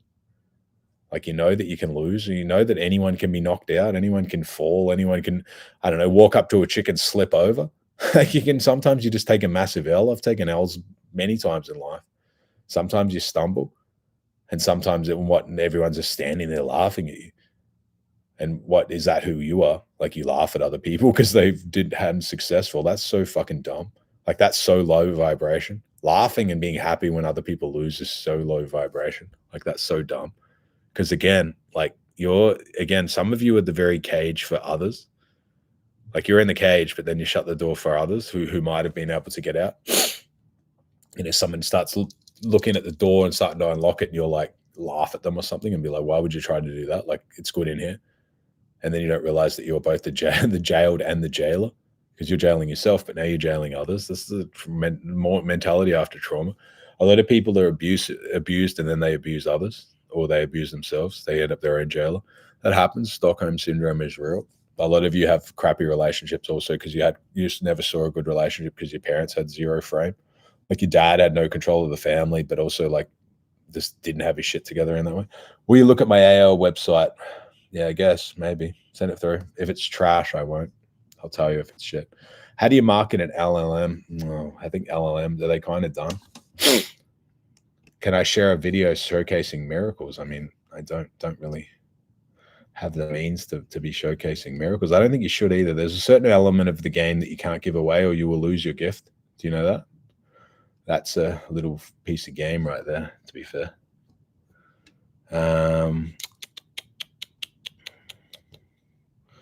Any others? My sobriety date is Halloween. That's a good one. Any other questions, lads, or I'll just get into the next one? I got a good question that some guy wrote in. How do you no longer channel anger? Because he said that he thinks that he might have had an ego death or that he's gone soft as he's getting older. And that's not the case. Like, anger is the so understand this concept. Anger is the fuel that you need to get into orbit. So imagine that you're like a rocket, and it needs all of these fuel tankers and all of this shit to essentially get up. But then as soon as it's up and it breaks that, atmosphere, it doesn't need as much because the air and all of the shit, like the gravity changes. That's the truth. Like those are the truths of the matter. So aggression and anger can get you to a certain point, like can get you from A to B, but then also a level of self-awareness and understanding. Like, Jung talks about this idea that having like ego death or having a self-awareness and having a big understanding of yourself, you go through a languishing period where essentially you have no motivation, because all of your motivating factors, you realize they don't really matter, a lot of them. Like, they don't. Like, a lot of people had some big desire. I got to get rich so then my ex won't see that I'm a fucking loser anymore and she's going to want me back. As soon as you have all of these like dumb ideas and these little fucking games and tricks and shit, and then you realize they are what they are. And you can lose a large motivating factor, because a lot of people's motivation is like proving an ex wrong. Like, even when you listen to like these influencers and shit, even if they're famous, they talk about these fucking girls. Oh, I know that like my ex sees me now that I'm famous, and she like thinks that like she really misses that she broke up with me. I'm sure that she looks in and probably says that she's glad that she's not with that fucking idiot. Like, the fact that you even think about an ex says that like she's beaten you in some way. Like, do you think that she didn't know why she left? Like, do you think that she's like, what, you've made $1 billion and now she's just going to come running back being like, I'm so wrong? It's very likely that she actually now wants the exact opposite of you. That's how women work. That's the truth. Like, they get with a guy who's kind of the exact opposite of who you were, and then they probably see your content online and laugh at you. Like, that's the truth.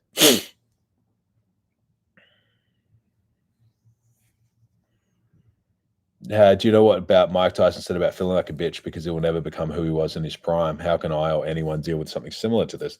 That's a good point. Like, being able to, for a dangerous person, dangerous, I don't just mean some fucking, I don't know, weightlifter, but he's actually a dangerous person. But for someone like that who needed it when they were young and they needed all of these things, feeling it makes them feel unsafe. See, that's the idea that he's struggling with. He still feels like that little boy at times. Mike Tyson's a very fragmented character, so he doesn't feel safe if he is to lose his strength. That's the thing, because I would assume that he had a very hard life. And now his fear is also that when they lose their, prowess and they see every single day that I'm, less dangerous, they start to feel unsafe. And that's true. And they also assess others and they can see that because he's like a killer, right? Like he's a legitimately guy that can hurt people, not just a boxer. But they start to see in others and they feel like they're losing that sort of like machismo thing. Like they're with another guy and they're like, oh, this guy, he's not as terrified of me as anymore. I'm getting old. But all of that shit's going to happen to all of us, those sort of things and those sort of ideas. But that is in itself ego-based. Like you're safe. And I know it's not that easy for some people to assume because they might have had a very hard life. Like he might have had I think he was in orphanages or some crap. Like he had sound like a very hard life. So some people, they might not ever understand that they are safe now. And a lot of the tools and things that they learn, they can, not really be enough. They still never feel safe. That's the nature of the game. The same thing that made the same seed that made him exceptional, that he didn't feel safe, and he had so much to prove to others and himself that he that's the thing that made him exceptional, and in doing so, it's also the thing that brings him down. So you understand the same saying as, again, the warrior's mind attacks itself when it doesn't have a war. The blade must continue to be sharpened, but how much of the blade is left to be sharpened? That's real. That's why a lot of these like influencers online that always want to be in arguments and shit like that, they're heading for an unhappy end. Like they're arguing in war and shit. That's all like, that's dumb. Like eventually you reach a point where you have to enjoy what you have and understand what you have. You're not going to be the boss forever. Like you're not going to be a world champion forever. Like eventually someone's going to come along and beat you. And that's the nature of progression. Doesn't mean that they were necessarily better than you. Just time itself beats everyone. But you have to, again, mature gracefully. Like getting old is a bunch of systems. Like you have to see the value in other things. You're not the best or the most dangerous, but all of that is insecurity based. Like, why do you need to be so dangerous? Like, what are you walking around in fucking some like massive ghetto? Like a lot of it is LARPing. Like we think that we're like some Herculean man, but go run to a boxing gym and you get your head smashed in. Like that's really it. Like a lot of the shit that we think is dumb. Like it's not actually, again, not a value of who we are. We're trying to be like this, again, Terminator figure. And often it's a hardened shell. So the exterior we're trying to harden up because the interior is very soft, like something damaged at the interior, and you fix it up by bricks over the top. Do you know how many depressed bodybuilders and all of that crap run around? You go to a bodybuilding gym and you're going to see some of the most insecure people of all time. Like if you run to a gym, you're going to meet a lot of insecure people. Like it's true. A lot of people don't go to the gym. Like a lot of killers and shit, they don't. Like they're in the boxing gym and you can see them and they're like chubby and shit. They're just like mostly just normal people. You see the guys running around in the UFC fighters and they don't look scary. Like, yeah, they look like they get fit, but they don't need to run around and be like flexing their biceps and shit because they're competent. Competency is silent. Competency is not running around and fucking saber rattling and trying to scare people because they know they're scary. Like they don't need to, they are competent. Competency is generally quite quiet. That's it. Like you run to a jiu-jitsu gym or a boxing gym and you get shit beaten out of you by someone who looks like fucking just less than a normal dude. That's the truth. I said the thoughts on Charlie Kirk. I believe that he was assassinated. I don't believe the story. It's pretty obvious. I mean, with the guy that ran over to provide the distraction, and he was the same guy that provided what's cover story during 9/11. I mean, you can't explain that sort of stuff. And it's a dangerous thing to talk about. So anyone who says that they don't believe that he was assassinated, not by, I believe that there was likely 2 shooters. So true. Understand incubation, because I understand that stuff very well. I understand human psychology. Like they incubate people, which means that they push them into an area and then they guide you down a path that you're the one who does it. Like they radicalizing you in a little camp and all of these things, but they radicalized you. Like you don't realize that you're sitting there talking to agents. You think that you're talking to normal radicals like you, but you're not. And then they whip you into doing something and they're like, here you go, now's the time. And then but you did it, yes, but they radicalized you. Like they pushed you down that specific funnel that you were to do that. And if you missed the shot would have been made anyway. Like that's the truth. It's pretty obvious, the general rhetoric of how he was talking before it happened. That's it. Like all of your heroes are dead. Anyone who's online talking with millions of followers is sold out. Anyone. That's the truth. 100% true. Anyone who's in politics who's they've sold out, all of them. and anyone who doesn't will die or be publicly shamed or kicked off the internet.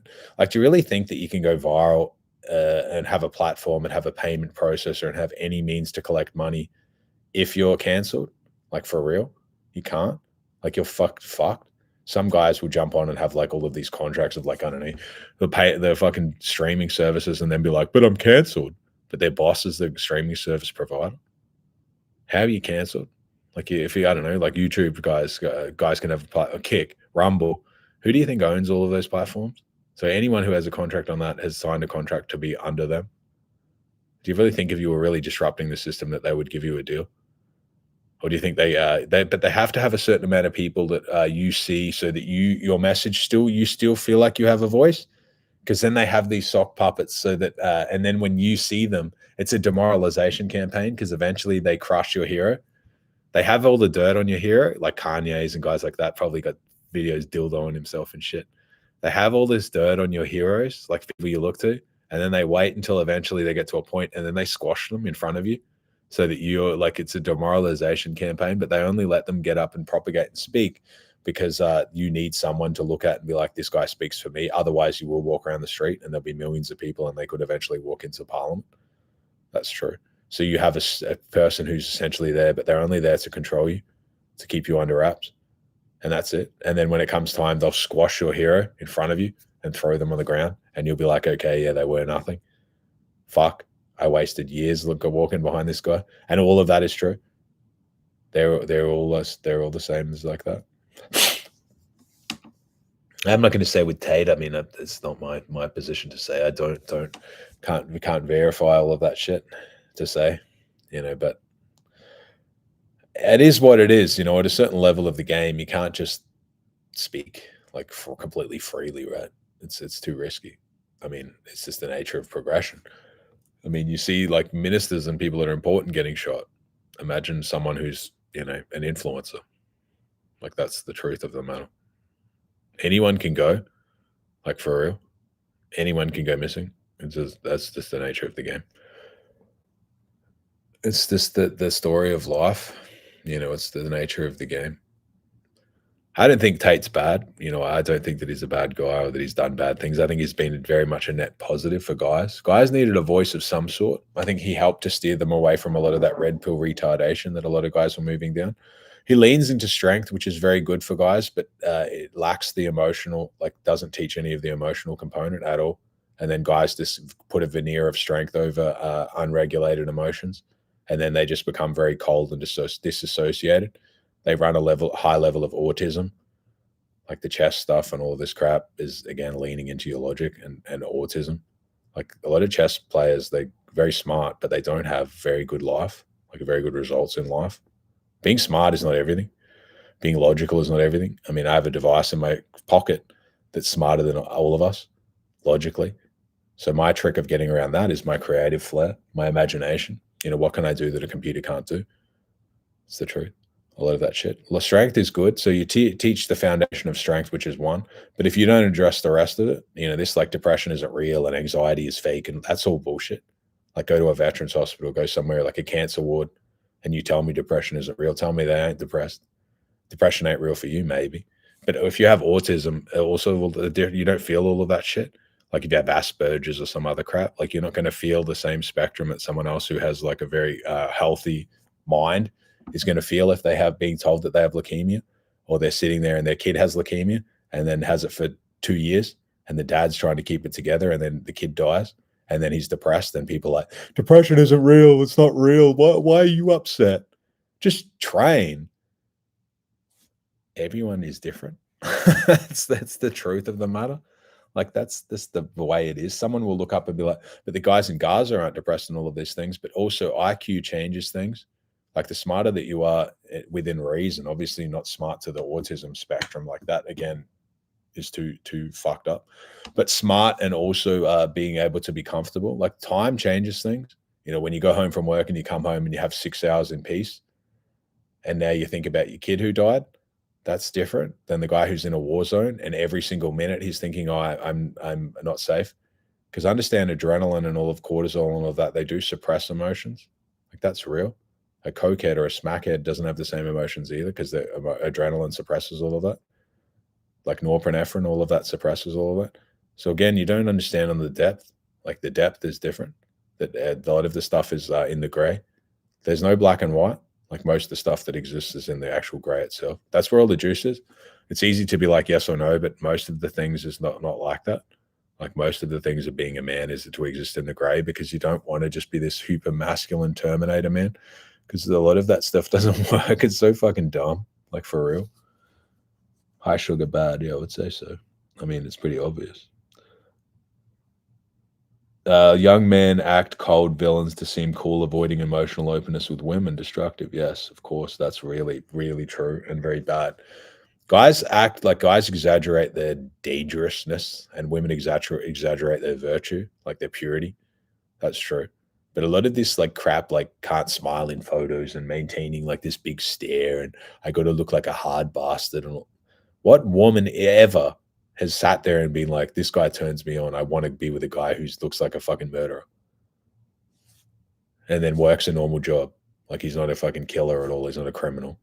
Why do you want to be put in that sort of a regard that then you have to live that life? Like now you meet her and you have to act like that. Oh, I don't want to laugh or do all of that. No, I have to maintain this, like, it's like this the whole time. No one likes that. Like they can't connect to you. You've put a barrier between yourself. You're scared to be vulnerable. Why are you scared to be vulnerable? If there's really strength behind it, like if there really is, why are you afraid to be vulnerable?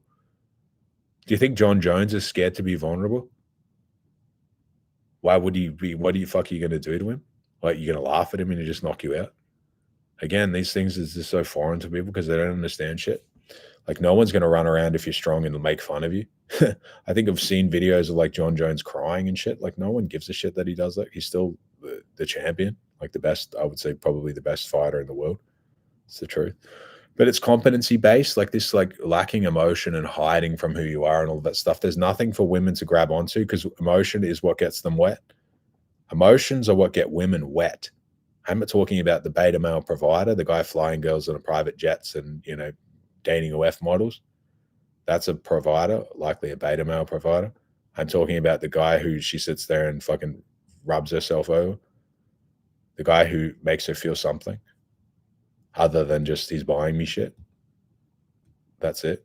And understand all of this, like even me posting Lambos and shit like that, it doesn't do any good with getting women. Like the bait that you're using is a bait of money. In doing so, you'll get a fish that wants money.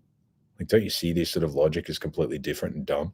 This like crappy fucking staring and acting like some hard cunt and all of this stuff is dumb. Like so fucking stupid. It's just so dumb.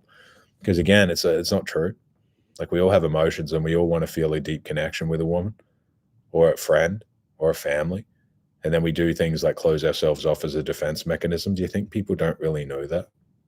Like you got hurt and now you're trying to essentially reject others before they reject you. I got hurt when I was a kid. I used to be a pussy. Like, why do you think now I'm covered in tattoos? We all do things essentially like kind of the mirror effect to have an opposite effect. That's the truth of the matter.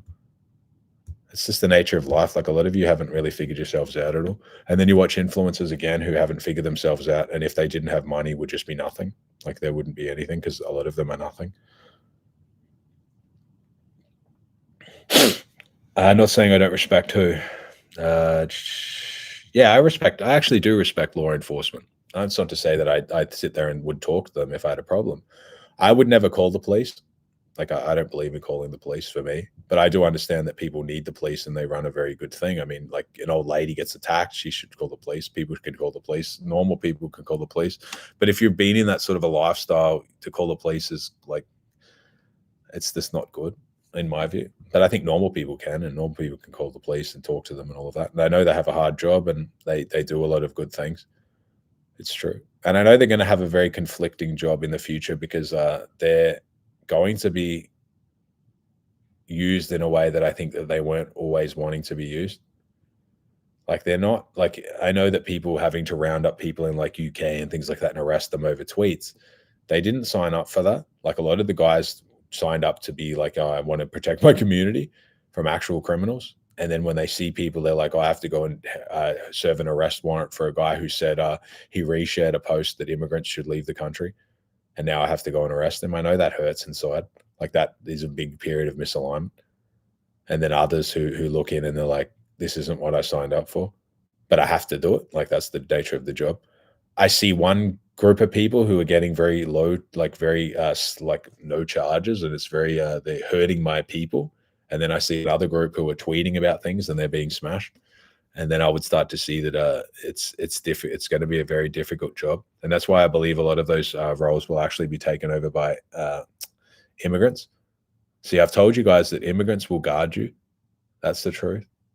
That's going to be the truth of the matter, because essentially they're going to be the trash collector, like the garbage collector sort of role of the people. Like, they're the next slave class in that sort of regard. So there's going to be, and again, when you're going to see what people do when they're like not that well educated, not that well skilled, kind of can be somewhat barbaric, and then they're in charge of any sort of responsibility over you, they're going to mistreat it. Like, imagine that a woman gets abused in India, and I'm not saying that it always is the case, but if she gets abused, and then it's more likely that she can be abused again. Like, those countries, I'm not saying that they're all bad, but they have a higher rate of like bad shit happening than, say, Australia. You know, it's not to say that they're all bad or all of these things, but it's more risky.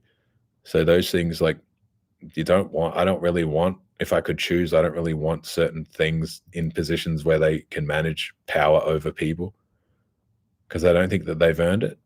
Like, they haven't earned it historically yet. That's like, power is earned. This, like, I give you a level of responsibility over me, but what have you like proven any sort of like that you can be trusted to be responsible with anything over me? If I give you my watch to hold on to, are you gonna like just run away? Like, how do I know you're not going to? And then if you do, the governments in themselves told me that you wouldn't do that, and now that there's no one to complain to, because if I turn around and say that was shit, I'm in trouble. Like, I'm the one that's I'm the one that's the bigot. Like, people are gentrifying at my expense. You know, people are meant to arrive and, you know, kind of you're to lift them up, but you're getting pulled down. Like, that's the thing. You're not really lifting them up. Like, let's be frank. The whole society, except for the elites, are being pulled down to match them. That's true. Again, because it's less safe. Like, if you're in public transport and all of these things, it's not as safe as it used to be. Like, it's not. I mean, it's not. Like, it's really not. Even for me, walk around the UK, it's not safe. You can't walk around with nice shit. And what is this? Like, London's very expensive. Historically, it used to be like a really nice spot. Like, a lot of people, there's a lot of money in London still, and there's a lot of shit happening. And I'm not against the English by any measure. I really like them. But that spot is like, a lot has changed there. And there's only people who don't really understand that the game has changed. And people are like, oh, I'm just going to move to a different country, but it's coming to everywhere. It's just going to be slower.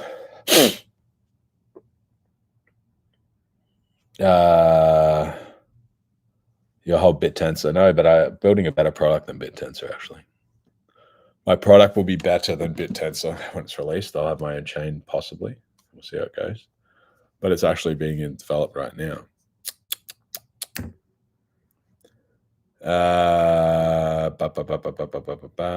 Is solo traveling worthwhile for social skills experience in young 20s?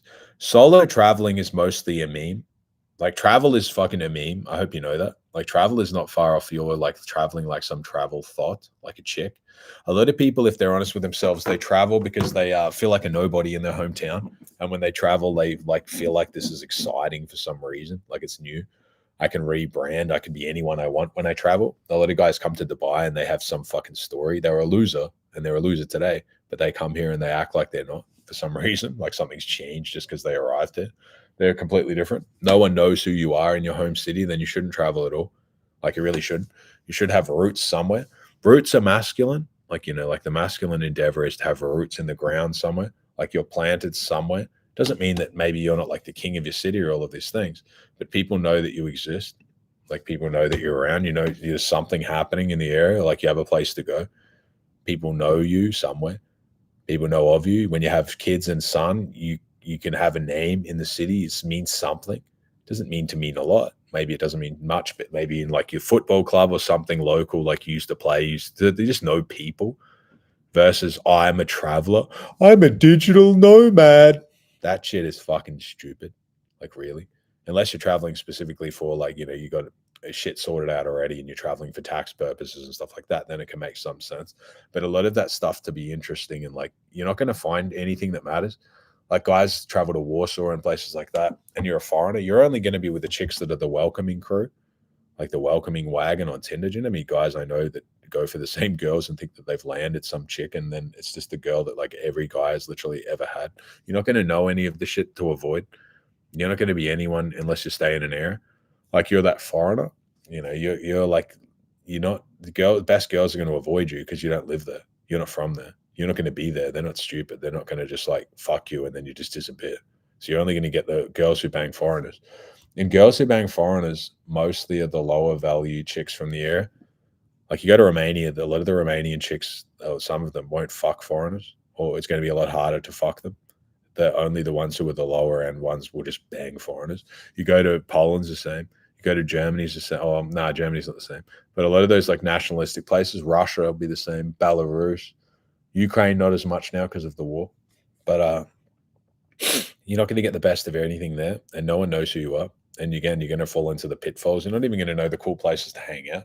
Like no one's going to know you, which again is an advantage of some people who are trying to like reinvent themselves. But again, you are you where you went. If you're a loser in Australia, you're a loser anywhere in the world.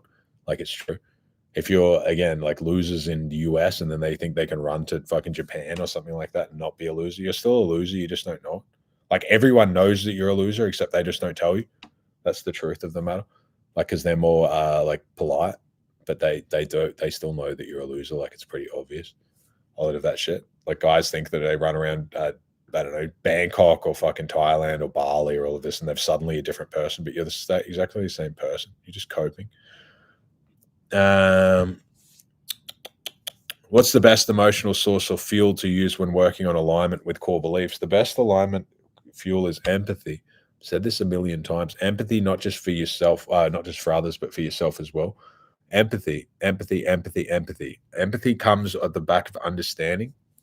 Like to be like, you know, you've made many decisions that are wrong, and it can be that you made a bunch of bad decisions and you had a shitty outcomes. But again, you're learning from those. Like you look in the mirror and you're like, I know I'm not perfect, but I'm trying.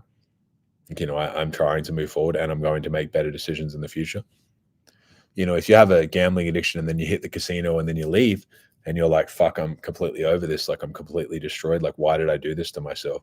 And then you sit there and beat yourself up all day. That's shame. Now it's going to be bigger. Like it's more likely that you're going to go back to the casino. That's the irony. The more that you beat yourself up over an addiction or a problem or something like that, the more energy that's in it and the more likely that you are to return to it. That's true. The guys who beat themselves up and feel shameful. That's why cults or churches or certain churches, they like shame as a tool. That's why you confess. Confession is a big thing. Like that brings about your shame. You have a bonding experience. It's forming a trauma bond. Shame is a big tool to pull on. If I know all of your secrets, all of the shit that you essentially want to confess over, I can control you like very easy. You're in an environment where you're like shameful. Like there's something that you had to confess because it was so bad. But the best confession is done internally. Like we all know what's right and wrong. Verbalizing doesn't help.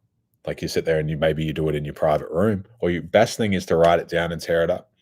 See, that's the best thing. There are parts of you that you shouldn't, like you get no advantage to going to confess to people of that shit. Like that's fucking dumb. Like for real.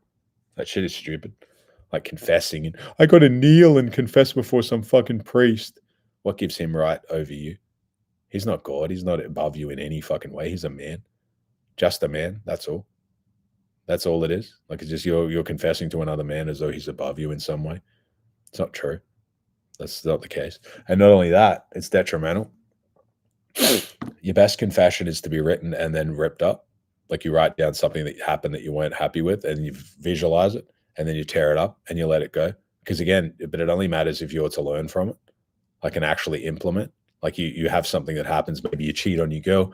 Maybe you cheat on fucking, I don't know, stole something or fucked up in some way. Or I don't know, maybe did something that was really negative. Maybe you punched someone. Maybe you did something to yourself. Some people have like self-harming stuff. Doesn't necessarily mean that they're cutting themselves or all of that shit. They can just be doing shit that they know is dumb. Self-harming can be you eat a bunch of shit and you know that you're fat. And then you're already like, you don't know why you do it. Like you can't. Fat people and things like that, they can like fall into like for like half an hour, they forget kind of reality, it falls apart. And then they just stuff their face and then they kind of come back and they're like, oh, fuck, I just ate like 2 bags of chips and I'm on a diet. And now I did that, but I did that again and again and again and again and again and again and again. And now I'm shameful. I have to hide all the evidence. Fat people, a lot of them, they won't eat in front of people. They won't eat much, but it's obvious they eat a fuck ton, but they don't eat in front of you because they have an addiction. But now there's large shame attached to it, and meaning that the addiction will get stronger. See, what's done in the dark festers. Any sort of shame, it brings your shadow bigger. See, if I know all of the things that you're shameful about, I can control anyone in here like extremely easily, completely. I know how to pull on shame extremely well. I could run 100 cults if I wanted to. I could run a Manson style cult if I wanted to, because I know people very well. But I don't get pleasure out of exploiting people like that, because I have a big empathy, like for people who are in a bad position like that. Like, I know that it sucks to be shameful of certain things, and it sucks for people to pull on that. You know, it sucks if you have parents that pull on it. Sucks if you have a dad or something that's essentially pushed all of that negativity that he himself felt in himself into you. He's projected on you. And now some people too, they project on, and then they don't like you anymore because you remind them of themselves, like the shit that they want to hide from. A lot of dads and things like that in today's age can do that. See, if you don't close all of these karmic loops and these karmic cycles, and you don't learn the lessons of your life that you're meant to learn, you're going to push it down. And if you do have kids, you're going to push it on them, and they're going to have to try to figure it out. And if you couldn't figure it out, what makes you think that they're going to figure it out? So a lot of that stuff is you have to close it for the nature of like your highest self. You're breaking karmic cycles is hard because like your dad could be an addict. Your mom could be an addict. Maybe your mom was, treated you like shit. Maybe you got beat up every day. Maybe you got verbally abused a lot. Maybe you were afraid. You were very scared. And now a lot of the time you still feel scared. And that's a true thing. So when you have kids and things like that, your cycle is to provide a calm, safe environment, because calmness with kids is very important. Stability with kids is very, very important. Consistency is very important. This like masculine thing, like my dad is everyone loves me because my dad's a millionaire and I don't see him and all of this shit. Your kid doesn't care if you're a millionaire or not. Like, for real, that shit's irrelevant. Doesn't matter. The best times with your kid is that you actually spend time with them. It's not your kid doesn't care if you have a private jet. Trust me. They don't give a shit about that. None of that stuff matters. They would rather have that see their dad more often than he's sitting there on a private jet every day and running around. And my dad, when my kid's older, they're going to think like their dad was so cool for some reason. That is like toddler thinking. Like, that's so dumb. Like, the dad is their dad. Like, the dad, whether their dad is Leonardo DiCaprio or not, it's their dad to them. It doesn't matter. Like, none of that shit matters to them because they've always seen a different side of their dad than like the media has. So it's different. Like, a lot of that stuff doesn't last the test of time. Like, a lot of these guys, these influencers, their fantasies are like really like schoolboy stuff. Like, oh, I want to be a playboy and I want to be, but like, that's toddler thinking. Like, that's the sort of thinking that a toddler has. Like, a lot of their ideas, they're 40 years old, 50 years old, but they're still living the fantasy of like a 15-year-old boy. Because again, they're still like a 15-year-old boy. A lot of them, they haven't really grown up. And a lot of that stuff, it's like really dumb. Because then a lot of you look in and you're like, oh, I need to have like 50 chicks and I need to have all of this shit. And I know so many guys like, I want 2 girlfriends and they never even had one. Like, do you know how hard do you know how hard it is to have 2 girlfriends if you've never had one yet? Like, you have to maintain one first. Like, get one first and then talk to me. Like, it's like saying, oh, I want to make, I'm going to be a billionaire, but you're not even at 10K yet. Like, yeah, maybe it's good to be ambitious and have that, but maybe get to 10K first and 100K and 1 million and then start talking about, to progress from there. Those ideas can be just like, it's nice to fantasize. Like, it's nice to fantasize about something that you're probably not going to have. Like, 2 girlfriends is overrated. I myself have had the periods before. I don't think I think I've pushed it as far as anyone else could push it, but it doesn't really work too well because eventually resentment builds up. I'm talking 2 girlfriends where they know about each other and they're both with you most of the time, not 2 girlfriends where you lie to both of them, because that's nothing. Like, that's nothing. Like, lying to women is nothing. Like, that's all low level game. Like, that's tricks. Deception is the lowest vibration. So you're only trying to get something that's not for you and will eventually fall over. You're wearing a mask. That's like PUA tactics, like wearing a mask and trying to fool people. That's all bullshit. It actually brings about unalignment with yourself. Running around talking to girls in the mall and all of that, that's so dumb. Like, that is retarded, that sort of stuff. Not to say that essentially to walk around in a natural environment and you bump into a chick in the elevator, bump into a chick at coffee, bump into a chick at the gym, You bump into a chick and it's normal, it's natural. And she looks at you, you look at her, you start talking, that's different. But this like putting on a thing and running around and I'm like, I'm fucking running after chicks and chasing them to get their numbers. That's all fucking dumb. Like that's embarrassing shit because you get rejected a bunch and then you're known to be like the reject, like weirdo in the area. Like everyone knows that. Like you're never going to have any like influence in the area because you're being rejected by 5,000 girls. Like they tell people. I used to live in Zlota, or I still have a spot there. But Zlota 44 in Poland is, I guess, the nice apartment there that people live in. And there's certain dorks in the building that just, that's their job. Like that's all they do is just run around and hit on girls in the mall like, next door. And then like people who, again, I had a girl there and she like walked to the mall to get coffee and the same dudes would just hit on her again and again and again and again and again. And they'd hit on her so much that they forgot that they'd asked for her number so many times. And then she would come back and tell me. And sometimes it was dorks who had seen me with her. So immediately I'm like, this guy's a fucking retard. Like he has no impulse control. Like he's an embarrassment. Like you can't just hit on everything close by. Like you're at work and then you hit on the girls at work. And then if you something goes wrong, you're fucked. Like you can't shit where you eat in those sort of regards. You really can't. You can't have staff and then try to fuck one because you're going to fuck the whole thing up. That's true. If you have staff and you start fucking them like jerk girls, she realizes that she doesn't have to work standing up anymore. She can just work on her back with you, and then she doesn't have to work much after that. Like all of that stuff is dumb. All of those ideas have very short legs. Like all of that stuff, dick control and impulse control, and controlling where your fucking cock goes. That's very important as a man. Like that's the truth of the matter. There are some people in this life, even if they're hot, and you could fuck them, that you can't fuck them. That's true because you'll fuck it up. Make your first 10K a month. I don't know. It said that you're in India, so you have a lot of disadvantages there. I would be looking to do a business online until I could essentially get out of the area and get around people that. So I would do a business online. I don't know what you're good, some sort of sales or some sort of assisting someone. And then I would learn a skill, like you should be learning something in tech that you can work online. And then I would be getting out of the area and then I would mentor under someone that's like, good. I would get out of wherever it is to an area that's nearby that you might know someone. You could work for someone online and then work for them in person. And then I would essentially scale from there. The best thing is to take something that's like very common. Like India is massively full of people and labor and all that shit, and move it to somewhere where it's a little bit more appreciated, which is outside of India. Not to say that it's going to be easy, but you would move into a tech field. So some people have a passport that's harder. Like having an Indian passport or having being from there just means that you're playing the game on a harder difficulty, but you can still win. I know fucking Indian guys, there's a couple of them that are very rich, not just very rich, but very happy and very successful. But I know it's much harder for them for sure. But your job again is when you do have kids and things like that is to get the fuck out of there. So then you can have them in a country that you gives them more advantages. And that's not to say that it's easy because it's not, but maybe that's your whole life is dedicated to that. And it wouldn't be a life wasted because someone has to do it. How can we invest into your product and chain early right before it goes live? I don't know yet how that will work, but this product crypto mine that I'm building, so essentially it's being developed now. I'll see how it goes because I'm going to fund it. I think it'll cost me like, I don't know, to get to MVP, maybe like $300,000 or $400,000. It's not cheap because it's a very complex MVP but we have partnerships and stuff to likely to be discovered, but we'll see when it comes out. But it's a very complicated thing too because I want to build my own headsets. So essentially I want to get the users up. So I want to have, to a period of, I don't know, even 10 or 20,000 users because they're incentivized to use the device. So I mean, like, I don't think there's been a product like that in crypto where people are incentivized to use it and it should make their life better. And it can be a UBI product, but then I want my own headsets because I want to have my headsets that have like an app store on them. So then other people can build like, tech on my device because we have a fair few use cases for it already.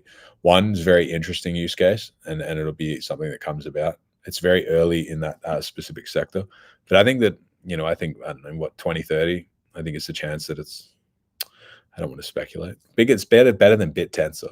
It's just a better product. Like it is a better product than BitTensor in my view. I believe that it's better. And BitTensor is what, billions valuation? Because mine's a physical product, one, and it's not only that, it's the gamification and the users, and I just think it's better. Most of the chains are kind of pointless. Like this is essentially a revenue generating model, and it's a revenue generating model from the beginning. It's not like a chain. Like, I don't know, it's not like some chain that's just pointless. Like most of the chains, there's no reason that they could exist. Like they're just cheap and fast, but there's no purpose. Like there's no revenue. They only exist if people use the chain. This is a revenue generating model.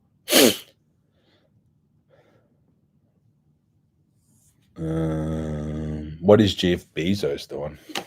Do I believe another 50% correcto in crypto is going to happen? No. 6 months? No. Absolutely not. Absolutely not. 6 months? No.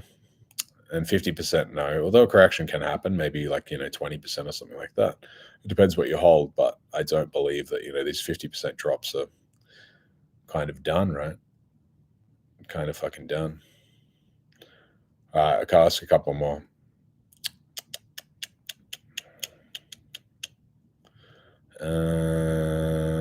Fuck these questions all on. Got a relationship question. One of the girls I'm seeing has a burning desire for me. She started making me food every day, follows my frame, sweet, feminine, blah, blah, blah.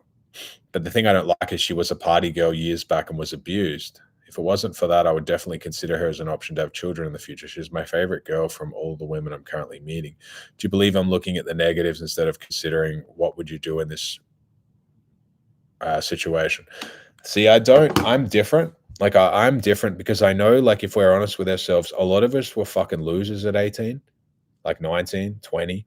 And we expect others to be perfect at this age. This purity bullshit that you're fucking influencers, because most of them are fucking LARPing. Like, that's the crap that they push. Oh, I want a girl with a 1 body count and no body count. And, like, I just want this virgin who's just sitting there praying all day. And all that happens is the girl just lies to them. That's the truth. Like, we all have shit that we're not proud of and that we're not ashamed, like, we're not happy about. And we're likely a loser also at 18. So if she was 18 and she fucked a few people, like, that's for you to determine. Of course, some people in some religions and some cultures, that's a lot. If you're in Australia, the US, Canada, UK, Germany, that's not a lot. You just have to do what you have. Like, you deal with what you have. Like, yeah, you at 18, maybe she was a hoe, but at 18, you were probably a loser. So don't you see the mirror again, the mirror effect? You had to wait to be 30 to become something, or even 25 to become something that you would date. See, these ideas, again, like, I expect for others what I wouldn't want to do for myself. I would have liked to have, be noticed at that age, but now her past has condemned her. Some people do things and like, they've at least had that experience. Maybe she was a hoe and she fucked a few people at that age, but she's done that. Maybe she partied and she's done that. See, a lot of you punish women if they tell you the truth because you're insecure. Like, you're deeply, deeply, deeply insecure. So if she is to tell you the truth, you fucking fall apart. And then you're like, oh, I don't know why she lies to me. But you don't give her any route not to lie to you because the truth breaks you. Like, if some chick's to tell you that she sucked a dick before you, you would shit your pants and probably be like, oh. But then you shouldn't ask questions that you don't want to know. Like, don't take that sort of shit. Don't take that sort of crap. Hardcore L on confession. Yeah, it's fine. It's your fucking opinion. But again, I don't need to confess to another man. If I want, I can just sit there and pray and write it down and confess to Jesus. I don't need to confess to some fucking dweeb. I know that I'm in charge of my own fucking life on this time. But yeah, that's the thing. But a lot of you have like this like idea in your head of girls that are all hoes. Like, you have like this poison mentality of watching like Fresh and Fit, stuff like that. Like, a lot of this, that every girl is just like some turbo hoe because you watch a lot of girls that do OF and a bunch of bullshit. That as though a girl, if she had a party phase now, it means that she's completely undateable. And then she's going to be like in her 30s and then she's probably going to dump you to be in a party phase. Like, that's the idea. Like, she's never done that. Like, if she hasn't done it, you're going to have a hard time to kind of hold it together. A lot of you exist under an umbrella again of traditionalism and this like Catholic shit and all this, but then you don't live it. Like, you don't live it. Like, this like judgment and I want a girl that, hasn't had a party phase and all of this. Like, you exist in again, but are you perfect? Like, who are you to demand all of this stuff? Like, are you actually doing it yourself? Have you ever had it? Have you ever had the girl that you want? And why not? Because it's not that hard to get these kind of girls. I could get 1,000 of them. And so it's not very hard to get girls like that. And if you haven't had it, maybe start looking in the mirror for why. That's it. And your favorite girl is a girl who's essentially had a party phase and suddenly she has a great time with you and she does everything else great, but she's disqualified for some reason because she partied. Maybe she sucked a few dudes off over a few years. But that's fucking life. Like, what do you think we're looking around at? Not everyone is running around like some arranged marriage planet. Like a lot of us are living in a place like Australia, Canada, US, Germany, France, and we deal with what we have. It's the nature of the game. Like that's the truth. You only have what you have now. This like sitting there and like trying, because a lot of you try to push your own idea onto a chick, then she just plays a character. Because you're like, you see other girls and you're like, I'm so glad, baby, like you've never been to the club. And then she sits there like this. And she knows like that she has to play a very specific character with you because you're so deeply insecure that you're projecting insecurity on her all of the time. Because you've been to the club fucking 50 times. But then the very idea that she could have gone once before she met you makes you fucking like shit your pants and you can't handle it. So again, you have unrealistic expectations of women. And then a lot of you don't keep the very expectations that you have for others. A lot of you live in a religious framework, but then essentially are still massive fuckboys. Like they're the shit on the shoe of the world. Like this, like, oh, I'm very judgmental of others, but you're a fuckboy. Like you're the exact opposite of what you're projecting out. Again, you're moving from a position of judgment of others while not judging yourself. You're creating the very problem that you yourself complain about, a lot of people. A lot of this religious crap and like, oh, I'm a fuck boy, but like I need a girl who's a virgin. Stupid. Like really, it really is fucking dumb. Those ideas. Let the hoes have the hoes and let the people who essentially want to be virgins and be pure and be like under an umbrella of religion, let them have each other. I'm a hoe. I can run around with a hose. Hose can be a different level. Of course, I don't run around with turbo hose, but hose are a different level. That's the saying. You know, that's the thing with people. Like a lot of people, again, they're just projecting out. I don't agree with that. Isn't trauma and past habits going to creep up later in life? I don't believe that. I don't necessarily think that trauma is one thing, right? Like trauma is who's to say that she has a bunch of negative experiences? Again, if you're with a person, the best identifier is how they are when they're with you. Do you know if you're with a chick, it's only you overwrite the programming? You have to. If you're the strongest man in her life, not strongest, but you're able to essentially be not just the most toxic, but essentially you have the most emotional impact, you have the biggest imprint, a lot of the shit before that doesn't matter. Like it really doesn't. It doesn't really matter as much. It depends what she's done. If she's been to Dubai, if she's been to Mykonos, if she's been to all of these emotional, impactful places, then she's a bad prospect, yes. But if she hasn't done any of that, if she's just stayed in her local city and she's like, been around a few years before she met you, that's not to say that she's going to be a bad prospect. And again, a lot of this, like you meet a girl and she's got no experiences and then she's with you. That's not to say that she's going to be a good prospect either, because it's completely untested. You don't know. You don't know until you're with a person. Depends how strong your frame is. Essentially, you have a frame which is a fence around the relationship, and she exists inside the relationship that you've built. But she can leave at any time, yes. But then you need to see how she maintains in that frame. Does she have shit to hide? Does she lie to you?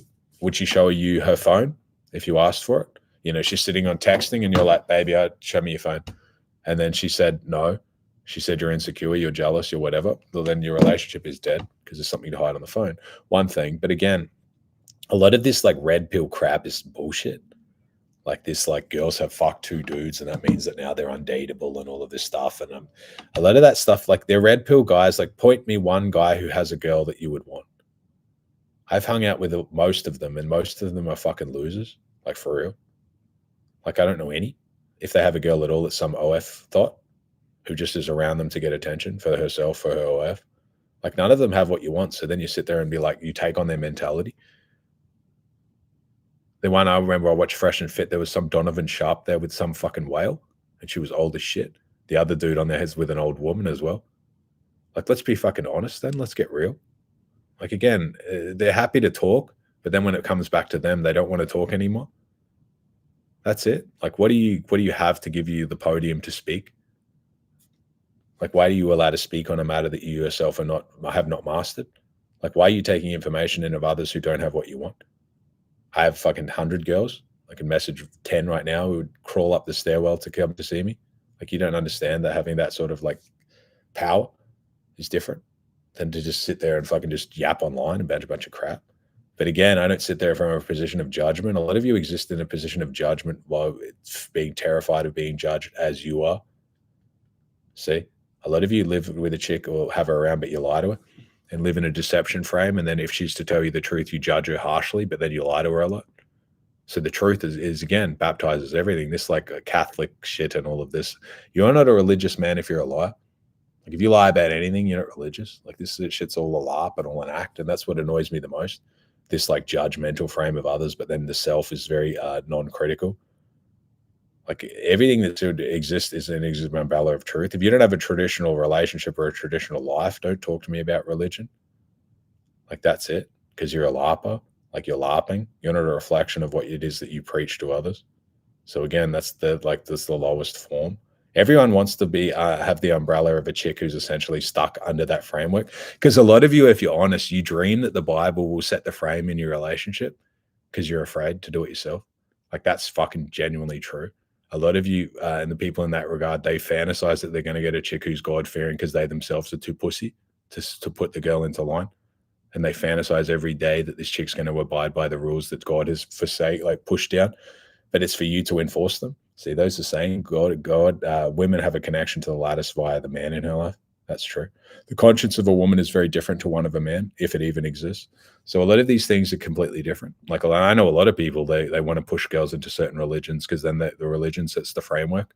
It sets the expectations that she can't do X or Y because they're fundamentally quite weak. They can't set the framework within themselves, so they expect that God himself is going to do it. God is not the one that sets the frame in your house. You do it. And that's the thing. Like, that's the fucking saying. That's the truth. Yeah, and also, yeah, like the guy, like he's saying, like majority of the girls aren't the town princess. These can still be your biggest cheerleaders. Yeah, a lot of this stuff, like for women, is just completely toxic. Like that is toxic masculinity. Like toxic masculinity exists. Like it fucking does. Toxic masculinity is I'm a man, I'm this, I'm that. And that means that you're nothing. And how has that gotten you in life? Like, has it gotten you very far? I would assume probably not. You take the strength that you do have and then you use it against others, like to kind of make them feel irrelevant. And you don't notice that good that can be in others. Like the guy is happy. Like if a guy is happy with a girl who's got a few bodies, does it really fucking matter? Like why are you sitting there alone, unhappy, probably with a fucking jar of lotion behind you? And then you're sitting there being like, this guy is dumb. Like you're fucking dumb. He's happy. He's got his girl. Doesn't matter if she's got a few bodies. Does it really give a fuck? He's probably going to reproduce. You're going to sit there and jerk off over a chick until some robot chick comes in. You're living in a veil of a fantasy. Like he's living in reality. He's dealing with what he has. He goes out and gets in his car, and it doesn't matter if it's not a Lamborghini. He still has a car. He's still happy to do what he does.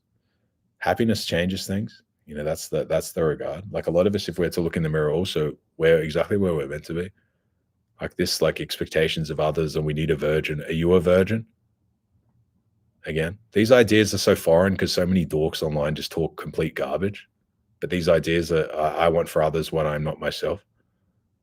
You know, a lot of us look in the mirror and we think like, if our daughter was a virgin, would you want her with you? Like if you had your daughter and she was a virgin, would you want to send her over to me? Well, then why would you expect another man to do that for you? See, those ideas are so foreign because people lack self-awareness, like their critical thinking is zero. And then they sit there under the umbrella of a religion and be like, I'm this, I'm that. But you're not. Like you're not practicing what it is that you preach. You're not living the life essentially that is the life of a trad man. You're just judgmental of others. Yes, you can probably quote all of the Bible verses, but you're not living it. That's the difference. That's just the truth of the matter. And a lot of those people are the biggest hypocrites. It's the nature of life. Trauma is mostly also with trauma with women is, again, like a lot of you fantasize also about having a girl that has the perfect family. And then you don't realize that if you are to get it, a lot of the dads won't like you. Like her dad is going to be like, who is this fucking fuck boy? Like this fucking idiot? Like, is he a virgin? What's he want? Does he want marriage? Does he want engagement? Does he want this? It's this, are you living the life that deserves going to get all that? Or you get a girl who's essentially doesn't have a good father figure. And then now that you can become that, like you can become essentially something stronger because she's never had that before. She doesn't want to lose you because she has no one else. See, all of these ideas are so foreign because you guys get no good advice. Like you don't realize that a lot of things in life, for every downside actually is an upside as well, if you know how to actually use it. It's the truth of the matter. You know, some people, when they haven't had anyone before that really gave a shit about them or cared about them, if they are to get it, it's very hard for them to lose you. So they'll stick around a lot more versus someone who has a very strong family. The dad is just going to stick his head in and be like, leave this idiot. Like, don't put up with this shit anymore. If you did this or if you did that, get the fuck out. I don't want you to talk to him anymore. And if you do, I'll disown you. So then you deal with all of these sorts of ideas and different posturing, and you have to kill the father metaphorically as well. Like you have to become a higher figure to her than him So all these ideas are completely different, of course, because I'm talking at the top, tippy top out. But again, it's like you get kind of what you are. Like a lot of us, if we're honest, I'm a fuck boy. Like I am. I'm not married. I'm still fucking girls. I'm sure some of them probably think that like that fucking we could get married and all of this shit. Like, are you honest with yourself? Like, really, are you being honest with yourself? And some people aren't doing that, but if they could be, they would be. You can't be a fuckboy because you don't have the options now, but if you do get them, you would just be a fuckboy as well. Like, trad lives are for trad people. You know, running around church and all of that, it's part of it. But at the end, it depends, are you actually that guy? Like, are you living it? Or are you just living it on a Sunday? Because they're very different, and then coping and liking a bunch of shit. You have to live it all of the time. And if you want a trad relationship with a trad woman and you want to judge from a position of trad, well, you better be trad. Like a lot of us, if we saw the very woman that we ourselves are as a man, we would just spit on them. But then we see it in ourselves and we think that this woman should look at us in such a high standard for some reason. Like, it's just so fucking dumb. Like, because a lot of your content creators online, they live the life of a fucking toddler.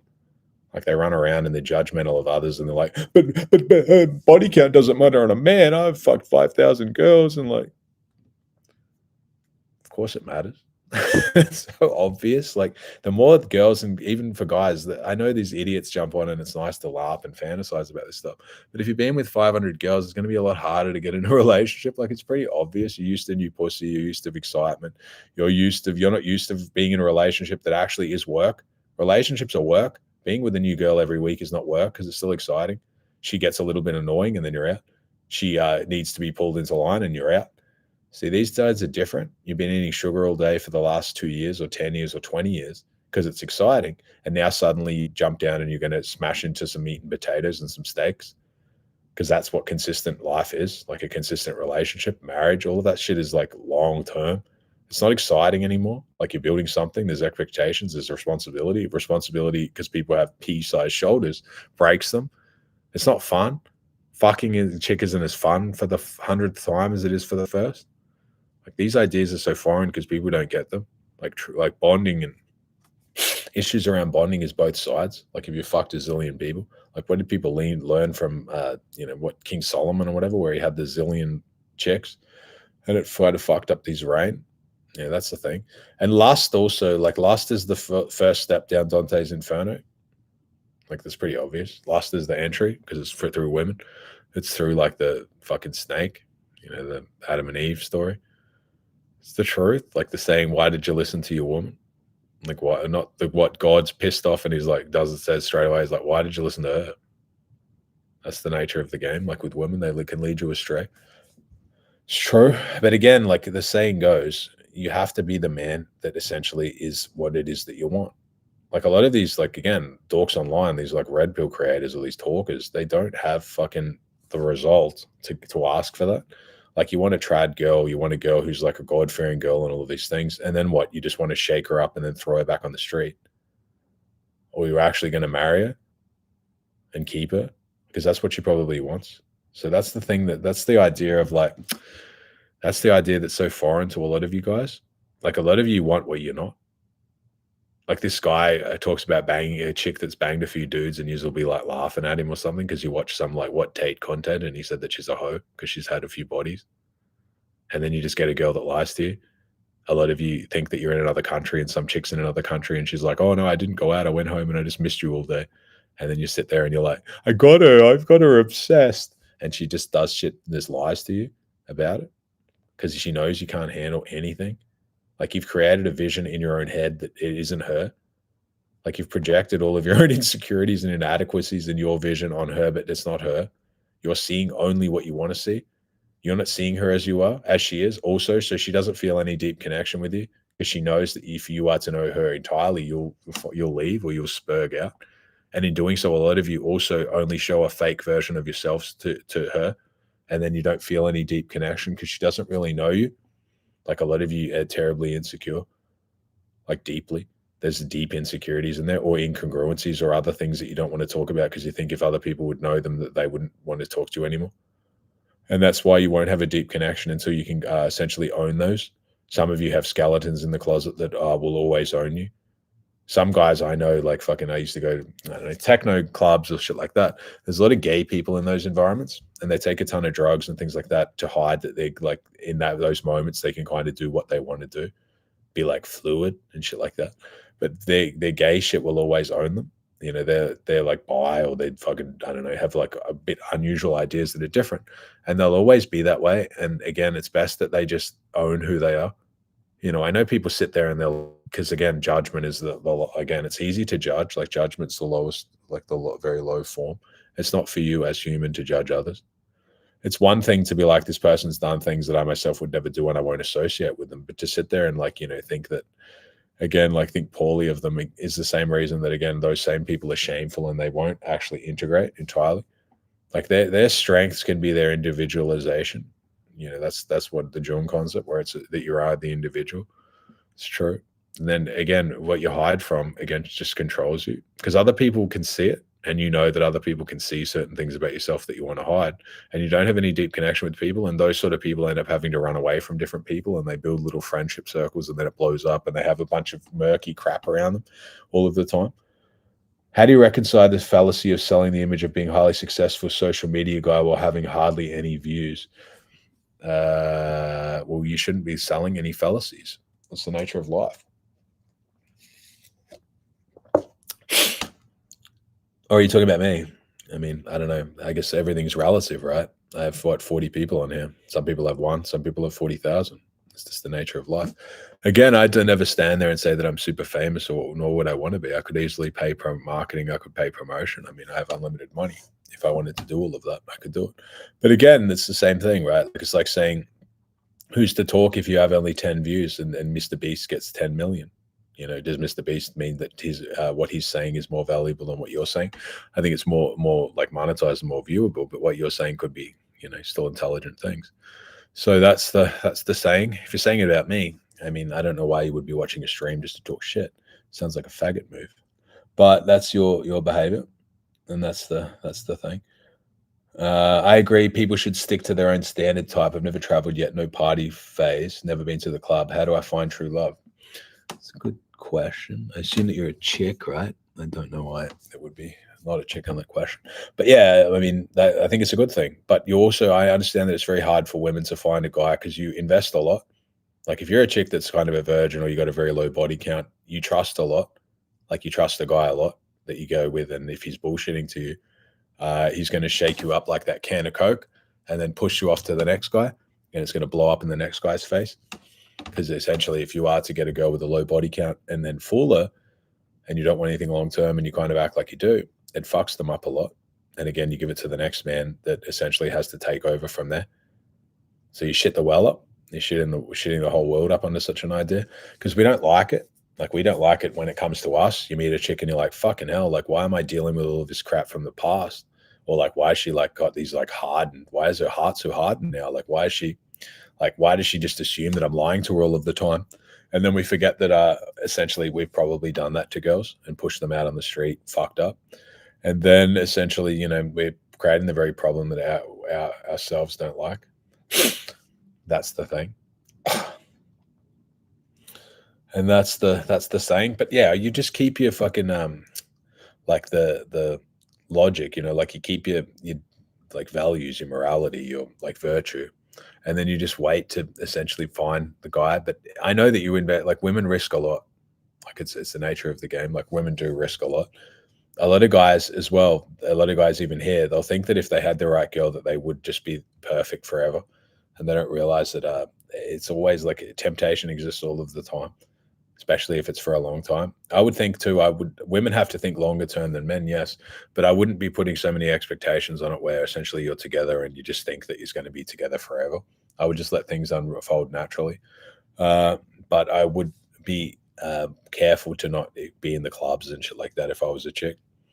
I would understand that the clubs is a gateway to essentially, you know, being a massive hoe. It's kind of the thing. You know, of course, some girls can do it and be in there for a year, or maybe they go there a few times and they do all of the shit. But over a long enough time frame, you're going to lose kind of your value. Like a woman is given $1 million at 18, and then depending on how she spends her time until she's 30, her bank account can be like 100K at that point or less. That's true. Whereas a guy at 18, he's given kind of a zero bank balance, but his balance can be unlimited. That's true. The woman has a cap balance. That's just how you spend your time from that moment onwards that will determine it. If you spend it and fuck your value up by essentially, accumulating a ton of damage and hardness and bullshit, then it's going to be very difficult for you. Because women itself, they understand, I've said it before, women don't have a conscience. Like I've said it before, they don't. They don't have a reference point for good, and they can go completely badly. They do around their family and around like motherhood and things like that is different. They have very nurturing, which is kind of different thing though. They have a different connection. They have a different connection to their kids than a man has. Is different. But women can go really bad. Like they can. Women can do a bunch of bad shit and then leave and they don't feel anything. They don't feel like that because they don't have the honor that guys have. Like women will never die for an idea. They won't go off to war, all of that shit, and nor do they have to. But that's different. My monthly profit is a gazillion. Or is it 6 million? I don't know how to say that on here. It's a fucking risky topic. Love from Warsaw. Bless you for the love you're putting out there. Thank you. Cheers, bro. Yeah, I'm a chick. To tell me when a man is fake or real, how do I see through fake men's lies? Well, it's difficult, right? See, this idea, like, this is why I run these lives and things like that, because I like to give the guys the perspective from both. Like, I'm for men. I'm the first to jump on here and fight for men and know that I'm for men. And, I give advice predominantly it's in man's favor. That's the truth of the matter. If I give anyone's advice, it's always going to be in favor of the men, like for sure. That's the nature of the game because I myself am a man. I would never betray my own people. But then you see the other side of like women. It isn't that easy. Like it's a big risk. Like women take a risky part of position when they put their body at risk or like, I could get pregnant or I'm going to be with this guy. And then he's a fuck boy. He's promising me that he's going to, be with me for the long term and he wants all of the shit that I want. And then he fucks and bails. Or he bullshits along for a period of time and then bails. Or he has a wife or he has a girlfriend or he has all this other shit. But he took a good girl. Like he could take a girl from like the church or like a good girl and he did the same bullshit to her. And now he's fucked her up as well. See, these ideas and things are different because a lot of people, they don't care who they trample on because they're very, like their awareness is zero. They just run through the forest and just stomp on all of the flowers and everything. And then they're just like, oh, but I got mine. So what does it matter? And that's the nature of the game that's why the game is as it is today. Because people don't really think of others when they do shit. Like there's enough hoes. Like I'm not saying that you need to run around with fucking turbo hoes, but there's enough girls that just want to fuck and don't really want it. They just want to have fun. They want to go to the club or have fun or do shit. You don't need to run around with the girls who are more likely that they tell you that they want something long term. Like I don't know why you would do that. Like there's a special place in hell for people that do that, even if they're these religious fucking larpers. Like that's the truth. You took a girl who was a pure girl, or if you knew what she wanted, and you might possibly fucked her life up. And the next guy who probably was waiting for someone like that, who was waiting for marriage, isn't going to get it now because of your fucking selfishness. And that's the truth of the matter. That's why I talk very different to a lot of the others, and I know it upsets guys. Because they sit there and a lot of people want to fucking have their cake and eat it too. But a lot of the time you can't have that. In reality, you can only have that in fantasy. And then you don't get your cake and you don't get to eat it either. How do you control intrusive thoughts? Is getting to the point where I sometimes make these for things I've actually done in the past. It's dangerous sort of topic, those sort of things, like the schizo sort of ideas, because I have my own theories around that. And it's to be a theory that is, can you pull from other parts of the like different realities where you may actually exist in? And there may be a different reality than it is from currently now. I believe that's probably true. But a lot of those things also, you need to ground yourself. Like a lot of this stuff, like astral projection or things like that, you have to be careful. Like if you disconnect from your body for too long, or you disconnect, kind of like get lost in the clouds for too long, you might not come back. Like that's true. I mean, I had it during a boga and other things that I've done. You can kind of lose your grounding. You have to stay grounded. You need to have people around you who are grounded. If you're in these like groups where everyone's a schizo, and I'm not saying schizos are bad because sometimes they're bang on and all of these things, but they feed each other and then they get completely lost in the clouds. You need something to anchor you to the physical realm. Can be a friend, can be gym, can be exercise, can be boxing, something that brings you back into the present. rather than to run around and get lost in your own ideas and fantasies and visions and things like that. Because although some of them may be right, it's not productive past a certain point. That's true. And essentially you can get completely fluid, like your mind can kind of break where you can get stuck up there, like you get stuck in the clouds. And that's it, lads, I think. Any more questions? It's fucking been a few hours. Any more questions? Or that's it. And it was a good talk, as always. I think some people get fucking upset, some don't. But that's the nature of the streams for me, because my streaming and my style is going to be very different. Because again, I'm talking from a fucking being mature. Like a lot of your content creators are fucking children, like the shit that they want. And I just want to abuse women and mistreat them. And oh, I'm a pimp, I'm pimping chicks. But why are there so many hoes running around? You're the creator of the problem that you fucking get on here and bitch about all day. Like that's the thing. Like have some emotional maturity. You want to do to others' daughters what you would be unhappy if someone did to yours. Like that's the nature of the game. That's not very masculine. Would I say that selling AI to local business is the best way to get started in entrepreneurship? It depends what the AI is. It's a very blanket term. I mean, what's your thing? Would you have like some tool or something else? I don't know. But you can message me on the fucking Telegram. And cheers, lads. And I'll talk to the rest of you soon. Cheers.